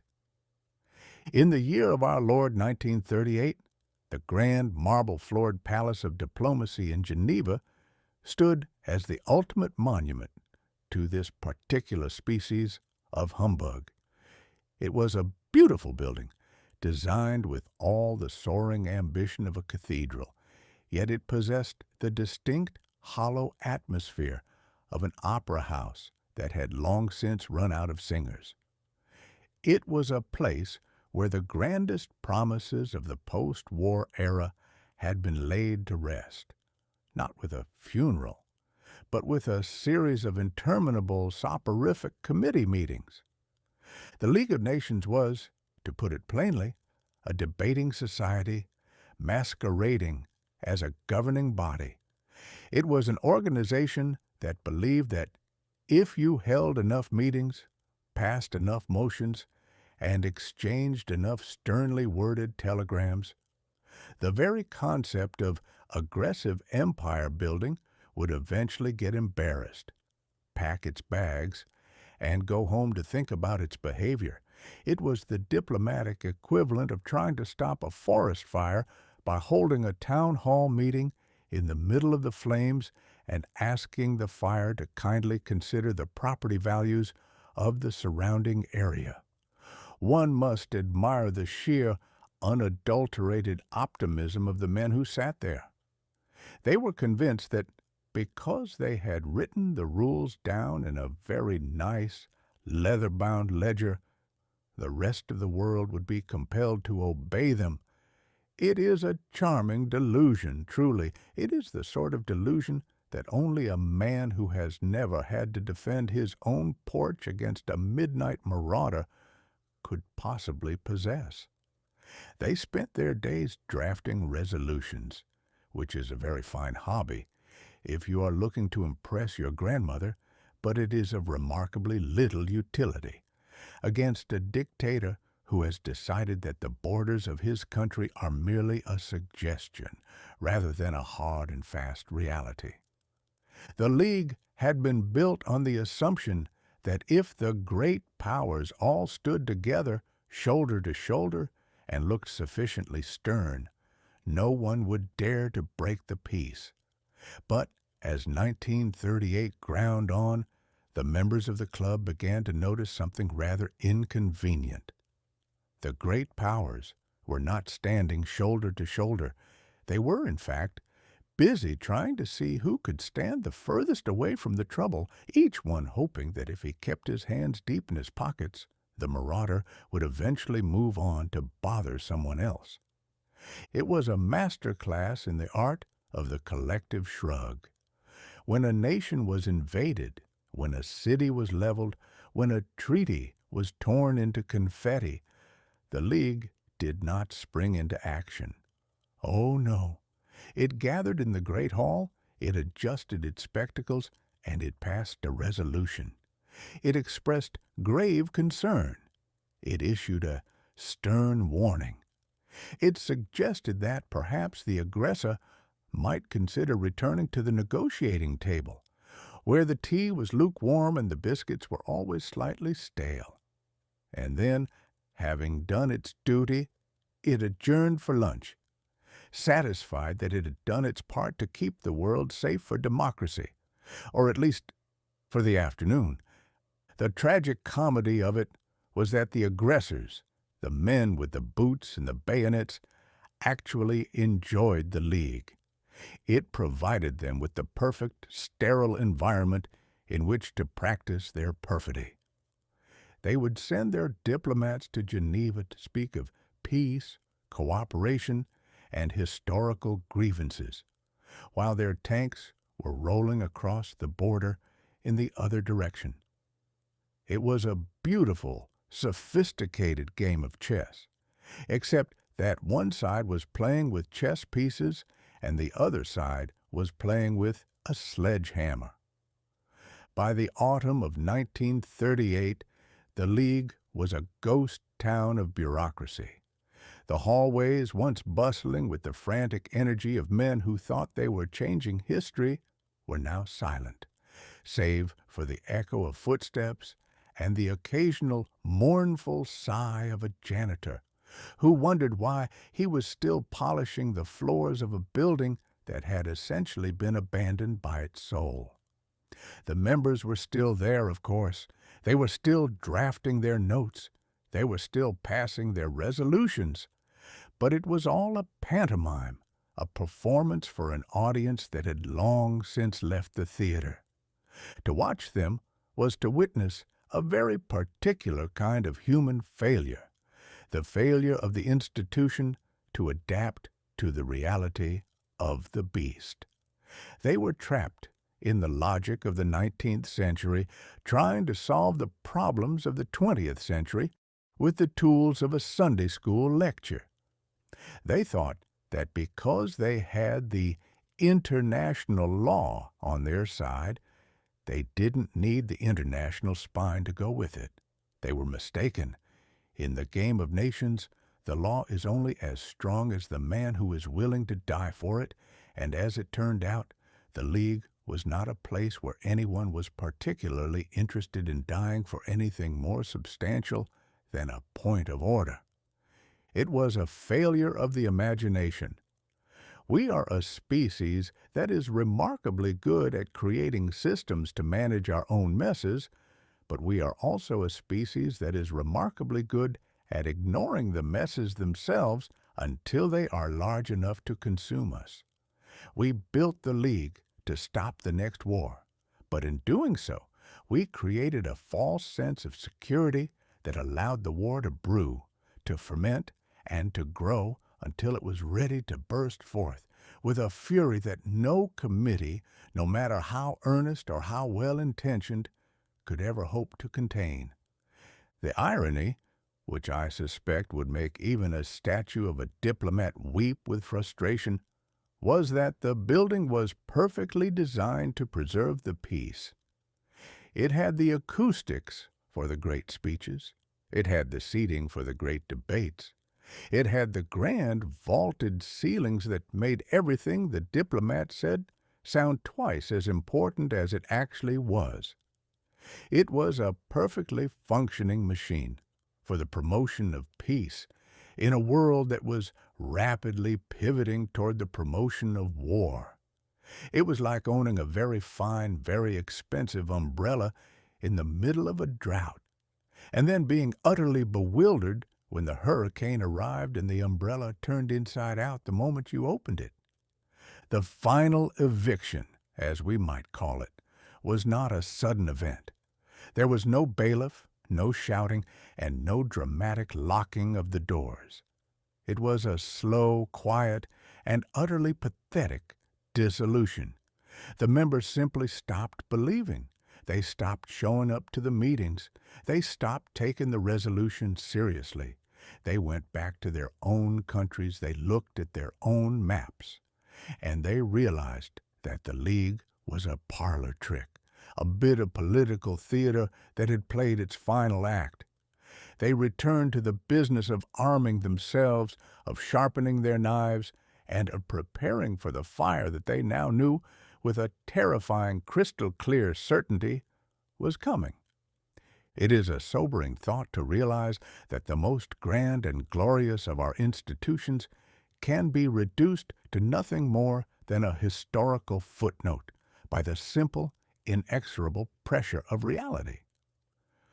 We like to think that our history is a straight line, rising ever upward toward a more perfect, more organized, and more rational state of existence. But the League, sitting empty in Geneva while the world prepared to tear itself apart, suggests that our history is more of a jagged, looping, and entirely unpredictable affair, and that every so often we have to tear down the palace and start again from the ashes. And so the League of Nations sat, a hollow shell of good intentions, waiting for the rain. It had failed to save the world, not because it lacked the intelligence, and not because it lacked the decorum, but because it lacked the only thing that ever truly matters in the end, the courage to say no to a bully, and the willingness to stand behind that no with something more substantial than a resolution. It was a lesson, written in the marble and the silence of Geneva, that peace is not a state of existence you can legislate into being. It is a fragile, demanding, and utterly relentless act of the will, and it requires more than a committee meeting to maintain.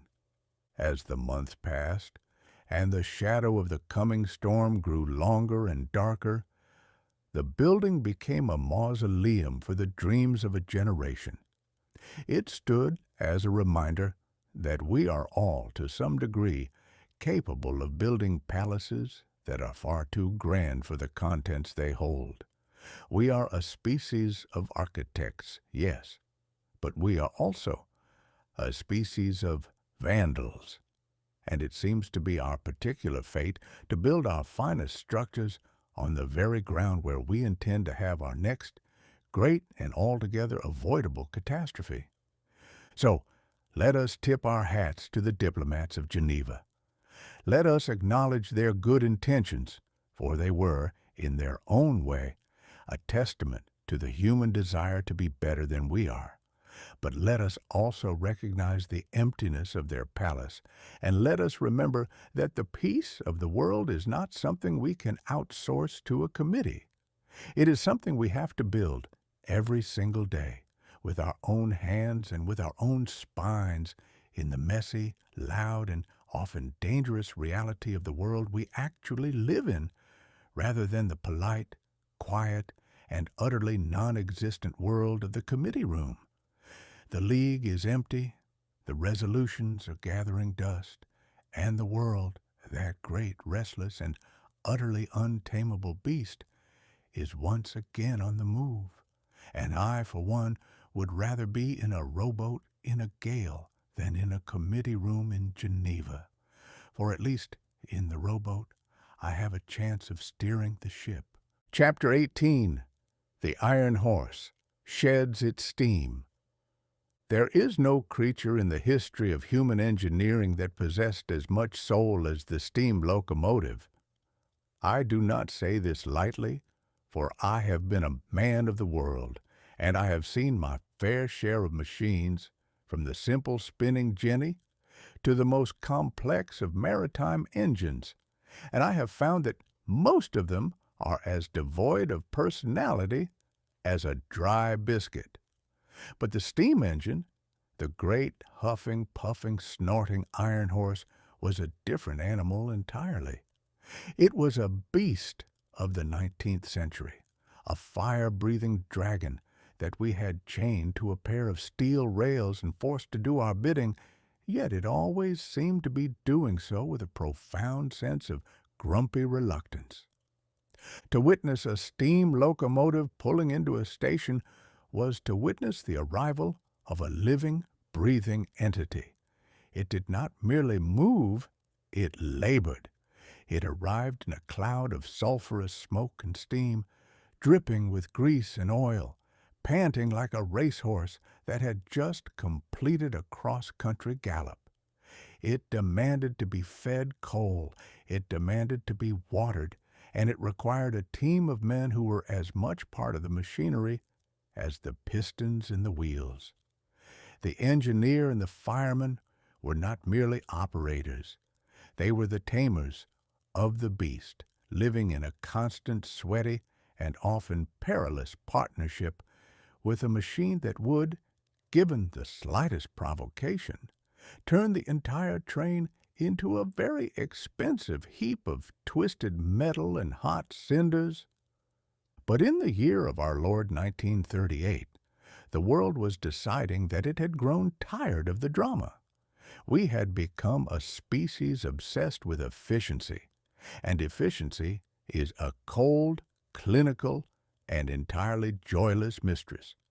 She does not care for the spectacle of the firebox or the romance of the whistle. She cares for the ledger, the schedule, and the bottom line.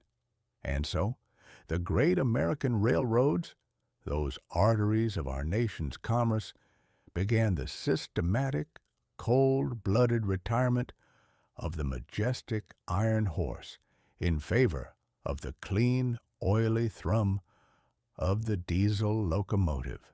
The diesel engine is, by all accounts, a marvel of mechanical convenience. It does not require a stoker to shovel coal into its belly. It does not require a boiler to be tended with the vigilance of a nanny. It does not fill the air with the magnificent billowing plumes of black smoke that once served as the signature of human progress.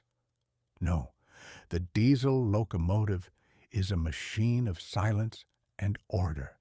It hums with the monotonous, regulated vibration of an electric motor. It sits on the tracks, clean and painted in shiny modern colors, looking for all the world like a very large, very expensive refrigerator that has been fitted with wheels. There is no danger in the diesel locomotive. There is no fire to watch, no pressure gauge to pray over, and no soot to scrub from one's collar at the end of the journey. It is safe. It is reliable. It is, in every sense of the word, entirely dreadfully boring. It is the triumph of the office worker over the adventurer. The steam engine was the frontier. The diesel engine is the commute. The steam engine was a story. The diesel engine is a statistic. And yet, the public, that strange, fickle creature, greeted the arrival of the diesel with a sort of polite, muted applause. We were told that this was the future. We were told that the smoke was an inconvenience, that the noise was a nuisance, and that we ought to be grateful for the clean, quiet, and rapid transit that the diesel age promised. I find myself wondering if we didn't trade a bit too much of our spirit for the sake of the schedule. There was a magic in the steam engine, a visceral, terrifying, and altogether wonderful sense of raw power that you could feel in your teeth and in your boots. When the locomotive let out that long, mournful, lonesome whistle, it wasn't just a signal, it was a cry that echoed across the plains, a sound that said, "I am here, and I am moving, and the world is mine to explore." It was a sound that made a man want to pack a suitcase, buy a ticket, and go somewhere, anywhere, just to see what was over the next ridge. The diesel whistle, by comparison, is a sterile, synthesized, and altogether pathetic bleat. It lacks the depth, the tragedy, and the ambition of the steam whistle. It is a sound designed to warn the traffic, not to stir the soul. And what of the romance of the rails? In the age of steam, the railroad station was a stage. It was a place of departure and return, of tearful reunions and dramatic farewells, played out against a backdrop of steam and shadow. It was a place where you could smell the grease, feel the heat of the engine, and know with a certainty that reached into your marrow that you were about to undertake a journey. Today, the station is becoming a place of efficient, antiseptic transit. It is a place where you stand in a line, you tap a card, and you wait for the diesel to slide into the platform with the whisper of a ghost. It is cleaner, yes, it is faster, surely, but it is not a journey, it is a movement. I have spent a great deal of my life traveling, and I have found that the journey is almost always more important than the arrival. The steam locomotive understood this. It made the journey a part of the experience.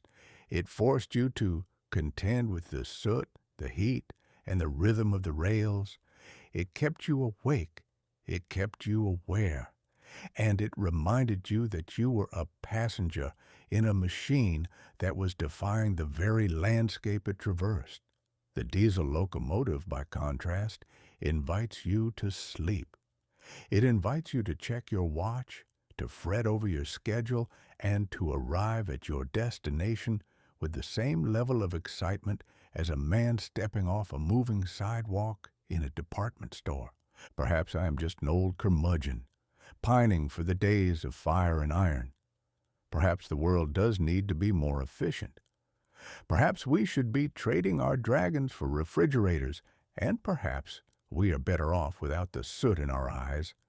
But I suspect that we have lost a bit of the human drama in the process. We have streamlined our world until it is as smooth and as featureless as a bowling ball. And we are wondering with a sort of confused collective anxiety why our lives feel a little bit less interesting than the stories we tell about the past.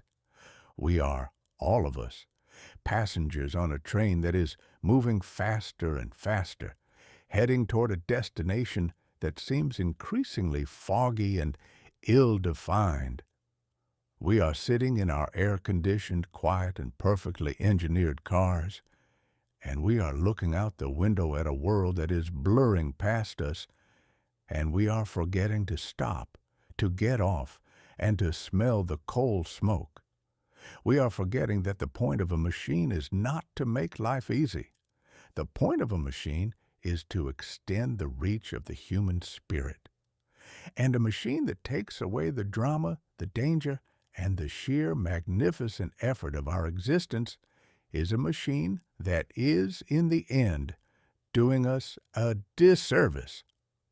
In the ledger of 1938, the retirement of the steam locomotive is a minor entry, a footnote in the grand, chaotic history of the century. But I believe it is a symptom of something much larger.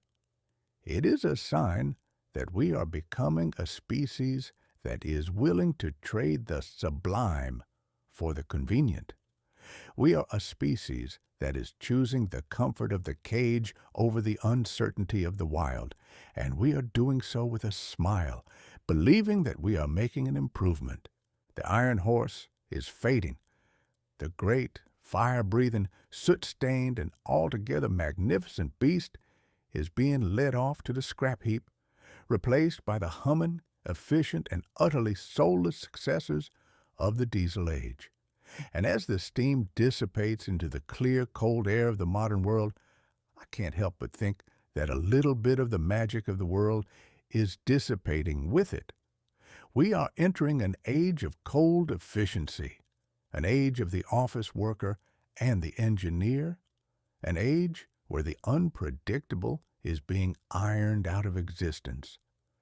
It is a brave new world, to be sure. It is a world that is easier to navigate, easier to manage, and easier to keep on schedule. But is it a world where a man can dream? Is it a world where the whistle of a train still holds the power to break your heart or lift your spirit? I fear not. We have traded our dragons for efficiency, and in doing so, we have built a world that is perfectly organized, perfectly functional, and perfectly, tragically dull. So, let us give a tip of the cap to the engineers of the steam era. Let us honor the men who shoveled the coal, the men who tended the boilers, and the machines that roared across the landscape like the literal steel-bound embodiment of the American spirit. They were messy, they were dangerous, and they were occasionally prone to catastrophic failure, but they were alive. They had a character that no diesel motor will ever possess. They were the iron horses that carried us into the future, and we, in our infinite, impatient wisdom, have decided that it is time to turn them into razor blades and soup cans. It is the price of progress, they say. It is the way of the world. But I, for one, would rather be sitting on the deck of a steam engine covered in soot, watching the sparks fly into the night, than to be sitting in a quiet, air-conditioned diesel car, knowing that the journey is exactly on time, and knowing that I have not been changed by a single thing I have seen along the way. We are, all of us, on the train, and the train is moving, and the steam is gone, and the world is getting cleaner and quieter, and I, for one, am feeling a little bit colder for it. Chapter 19. The Sovereign's Practice Run. It is a singular and peculiar fact of the human comedy that when a nation finds itself teetering on the precipice of a global catastrophe, that being, in the year of our Lord 1939, a distinct possibility for nearly every country with a map and a grudge, it does not necessarily turn to its generals, its philosophers, or its engineers for guidance. No, it turns to its figureheads. It dusts off the crown, polishes the medals, finds the most comfortable set of white gloves, and sends the monarch out into the world to perform what can only be described as the most high-stakes, most exhausting, and most fragile public relations campaign in the history of the human race.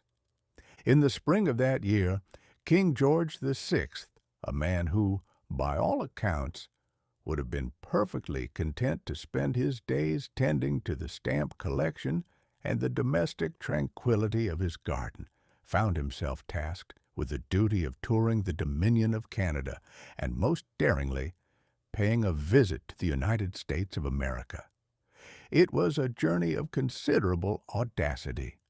It was, in essence, a royal how do you do to a continent that had, in the memory of a few living grandparents, told the British Crown to go jump in the lake and take its tea taxes with it.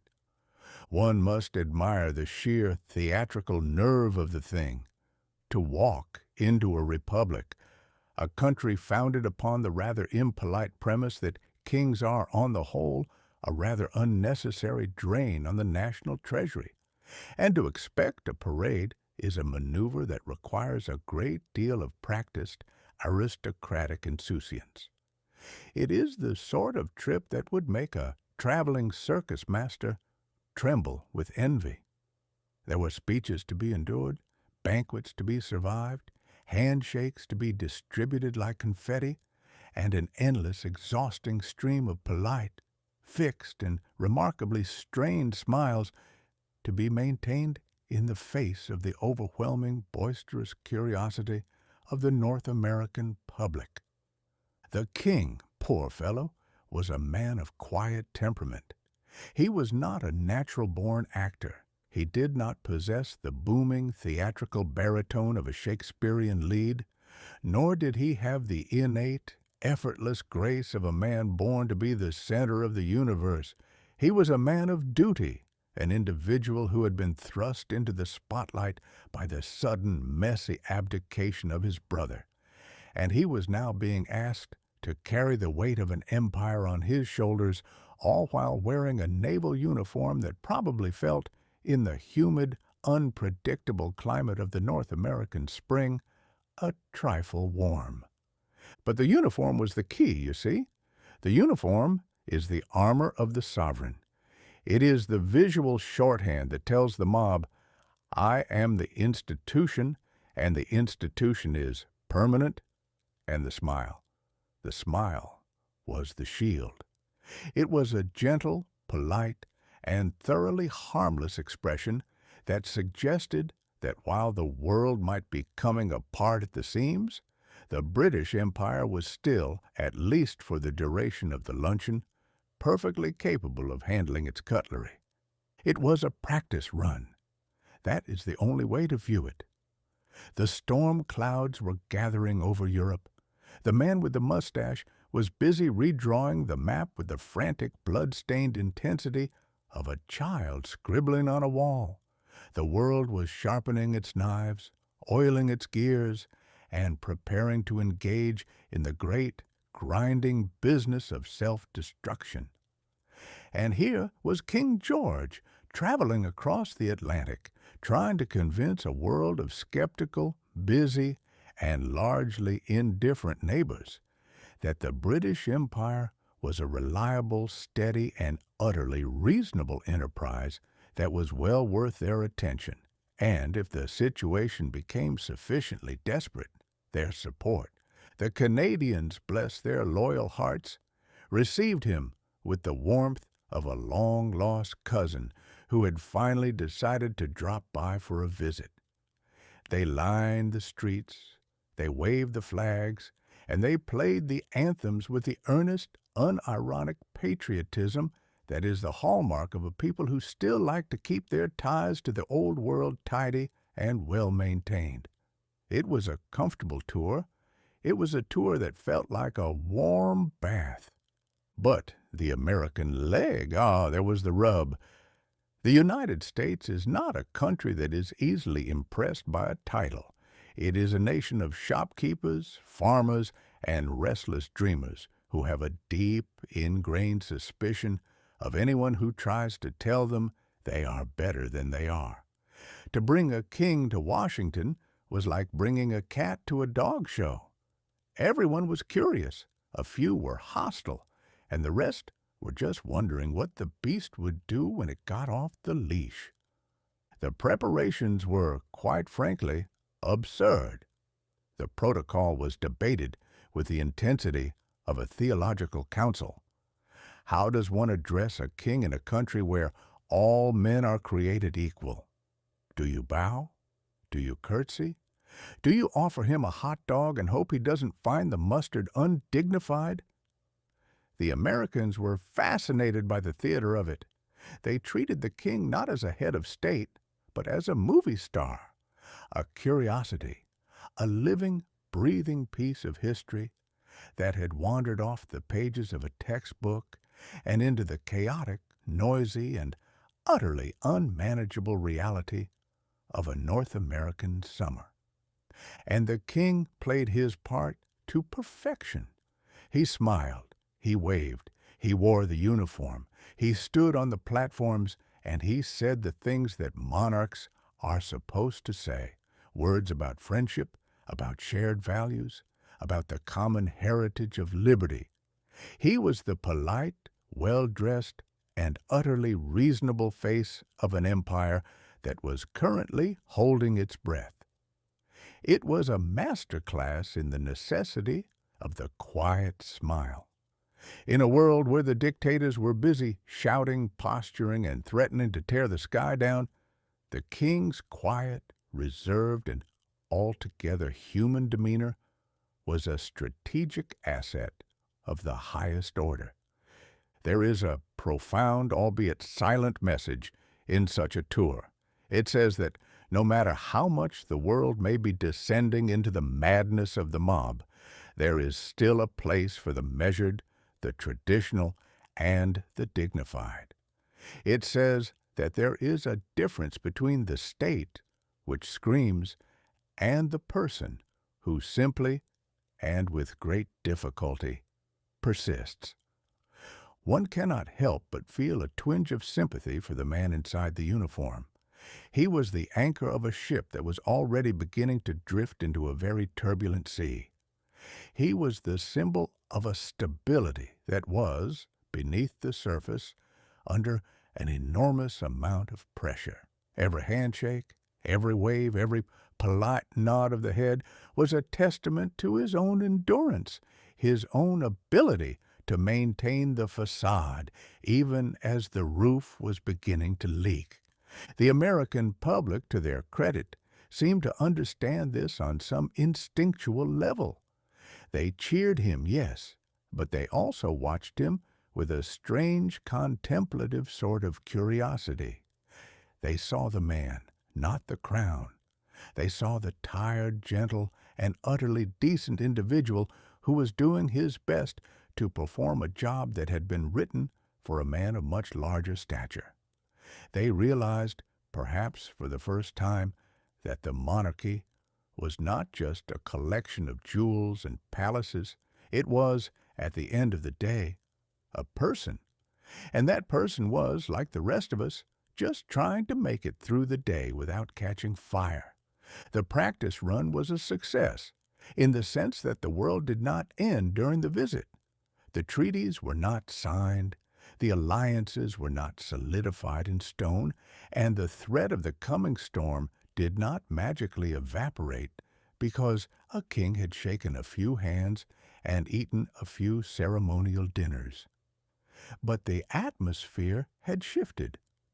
The relationship between the two nations, which had been characterized by a certain comfortable distance, had been warmed by the simple human act of an encounter.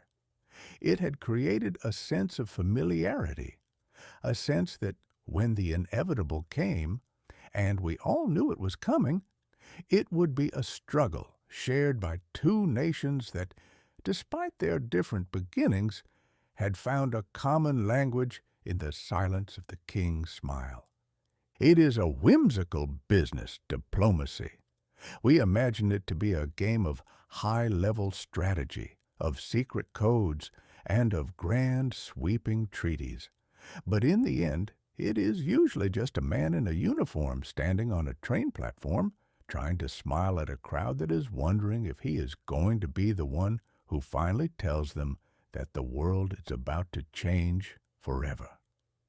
It is the theater of the human condition, performed on the grandest stage imaginable, with the fate of the century hanging in the balance, and the actors, bless their hearts, are just doing their best to remember their lines. As the king's train rattled its way across the vast rolling expanse of the continent, and as the crowds grew larger and the cheers grew louder, one could see the map of the world changing. The borders were being drawn in blood and iron, and the era of the gentleman diplomat was being shoved aside by the era of the warlord. And yet there was something in that royal tour that felt like a quiet, desperate, and altogether noble attempt to hold on to the best parts of our nature. It was an act of faith. It was a demonstration that, even when the world is screaming, there is still value in the quiet, the polite, and the human. The practice run was over. The stage was set. The audience was waiting, and the king, having finished his turn in the spotlight, returned home to a palace that was suddenly and terrifyingly the center of the universe. He had done his work. He had shown the world the face of a man who was capable of the calm even in the face of the hurricane. And now the hurricane was here. The practice was over. The uniform was hung in the closet, and the real, brutal, and altogether uncompromising business of the 20th century was about to begin in earnest. The king would have to find a new sort of strength, a strength that was not found in a naval uniform or a royal tour, but in the grit, the determination, and the sheer, stubborn will of a man who refuses to be broken by the world, even when the world is doing its level best to pull him apart piece by piece, promise by promise. It is a sobering thought, is it not? That the fate of millions can sometimes hinge upon the simple human ability to stand on a platform, wear a hat, and smile, even when you know that the smile is the only thing standing between your country and the dark, cold, and utterly indifferent abyss. But that is the business of the sovereign, and in the year of our Lord 1939, it was a business that was about to be put to the most rigorous and the most final of tests. The practice was done. The performance was over. And the play, that long, complicated, and altogether tragic play of the century, was about to enter its final and most dramatic act. I, for one, would have preferred to stay in the garden, but as the king knew, and as the world would soon discover, there is no garden safe enough to hide in when the sky itself decides to catch fire. Chapter 20. The Audit of 38. We have reached the bottom of the page, dear reader, and it is time to close the ledger. The year 1938, that grand, grotesque, and altogether unbelievable sequence of 12 months, has been filed away in the dusty cabinet of history. We have audited the accounts, we have counted the receipts, and we have tallied the losses. And I must confess, the balance sheet is a curious, contradictory, and deeply unsettling thing. It is the sort of account that would make a sane auditor throw his inkwell at the wall and retire to the mountains, for it refuses to reconcile. How does one balance a world that spends its mornings inventing a way to keep its eggs from sticking to the pan, and its evenings discovering a way to split the very foundation of the universe so that it might blow its neighbor's house into the next county? It has been a year of singular contrasts. We have seen the triumph of the miniature, the ballpoint pen, the toothbrush, the Teflon coating, and we have seen the defeat of the monumental. We have watched as the League of Nations, that grand, sprawling, marble-hearted attempt to govern the impulses of the human spirit, vacated its premises with the quiet, shameful dignity of a tenant who has been evicted for non-payment of courage. We have watched as the Iron Horse, that glorious, soot-stained, fire-breathing beast of the 19th century, was ushered out the back door to make room for the cold, efficient, and utterly joyless hum of the diesel locomotive. We have spent the year in a state of high-wire agitation. We have been terrified by Martians who were never there. We have been mesmerized by a man in a cape who cannot exist. And we have been captivated by the spectacle of two men punching each other in the Bronx, as if the fate of the world could be decided by the speed of a jab. We have been a people engaged in a frantic, desperate search for distraction, for anything, be it a radio play, a comic strip, or a prize fight, that would keep us from having to look at the map of Europe and acknowledge that the ink was drying on a very different kind of document. And what of the ledger? What does it tell us if we look at the lines and the columns with an honest eye? It tells us that humanity is a creature of infinite capability and finite wisdom. We are the only animal that will spend its mornings passing laws to protect its children from the factory, its afternoons fleeing from an imaginary invasion from Mars, and its evenings inventing a machine to blow its neighbor's town into small pieces. It is a formula for disaster, this combination of technical genius and moral immaturity. And yet, here we are, standing on the threshold of the next year, clutching our shiny, new non-stick frying pans and our sterile nylon-bristled toothbrushes, as if these things could protect us from the storm that is gathering in the east. We have achieved so much, and yet we have learned so little. We have unlocked the secrets of the atom, but we have not unlocked the secrets of our own hearts. We have mastered the airwaves, but we have not mastered our own impulses. We have redrawn the borders of the nations, but we have not redrawn the borders of our own empathy. We are, in the grand, sweeping narrative of the year, a people who have become experts at the how and have remained complete, absolute novices at the why. I suspect that when the historians of the future look back at 1938, they will not see the inventions, nor the treaties, nor the prize fights. They will see the silence. They will see the silence of the people who stood on the streets of Berlin and watched the glass shatter and said nothing. They will see the silence of the governments who watched the Sudetenland disappear and chose to look at their shoes. They will see the silence of the world that knew, in its collective uncomfortable soul, that the fire was coming, and yet convinced itself that if it just played a little more music, if it just invented a few more gadgets, if it just kept its head down and its mouth shut, the fire would find someone else to consume. It is a comfortable thing, this silence. It is the silence of the bystander. It is the silence of the man who has decided that his own comfort is the highest good, and that the troubles of his neighbor are not his to carry.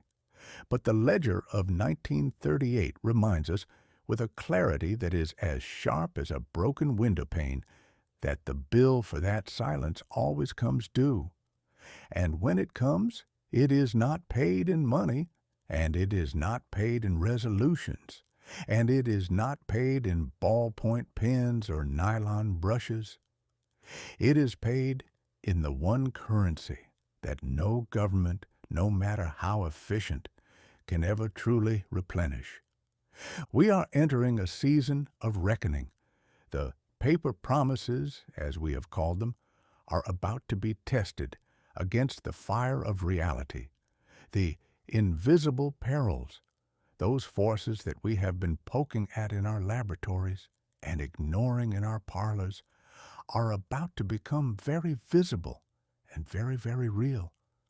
We are at the end of the intermission, and the theater is growing dark, and the audience is beginning to realize that the play they have been watching is not the comedy they were promised. And yet, despite it all, I find myself feeling a strange, stubborn sort of affection for the human animal. We are a messy, inconsistent, and often foolish lot. We are capable of the most exquisite acts of kindness and the most horrifying acts of cruelty, often within the span of a single afternoon. We are capable of the most brilliant insights and the most staggering bouts of idiocy. We are a contradiction wrapped in a coat of habit, stumbling through the dark, trying to find our way home. The year has been a ledger of our own creation. We have written the entries ourselves. We have spent the last 12 months building the world we are about to inherit, and I reckon we have no one to blame but ourselves for the state of the account. We have traded the steam for the diesel, the quill for the ballpoint, and the fortress for the open door, and we have done so with a flourish of self-congratulation that would be truly impressive if it weren't so profoundly misguided. But as I close this volume, as I dip my pen one last time, and as I prepare to turn the page to the next chapter, whatever that chapter may hold, I want to leave you with a thought, a scrap of something that might serve as a compass in the dark. We are the masters of our own minutes, and we are the architects of our own history.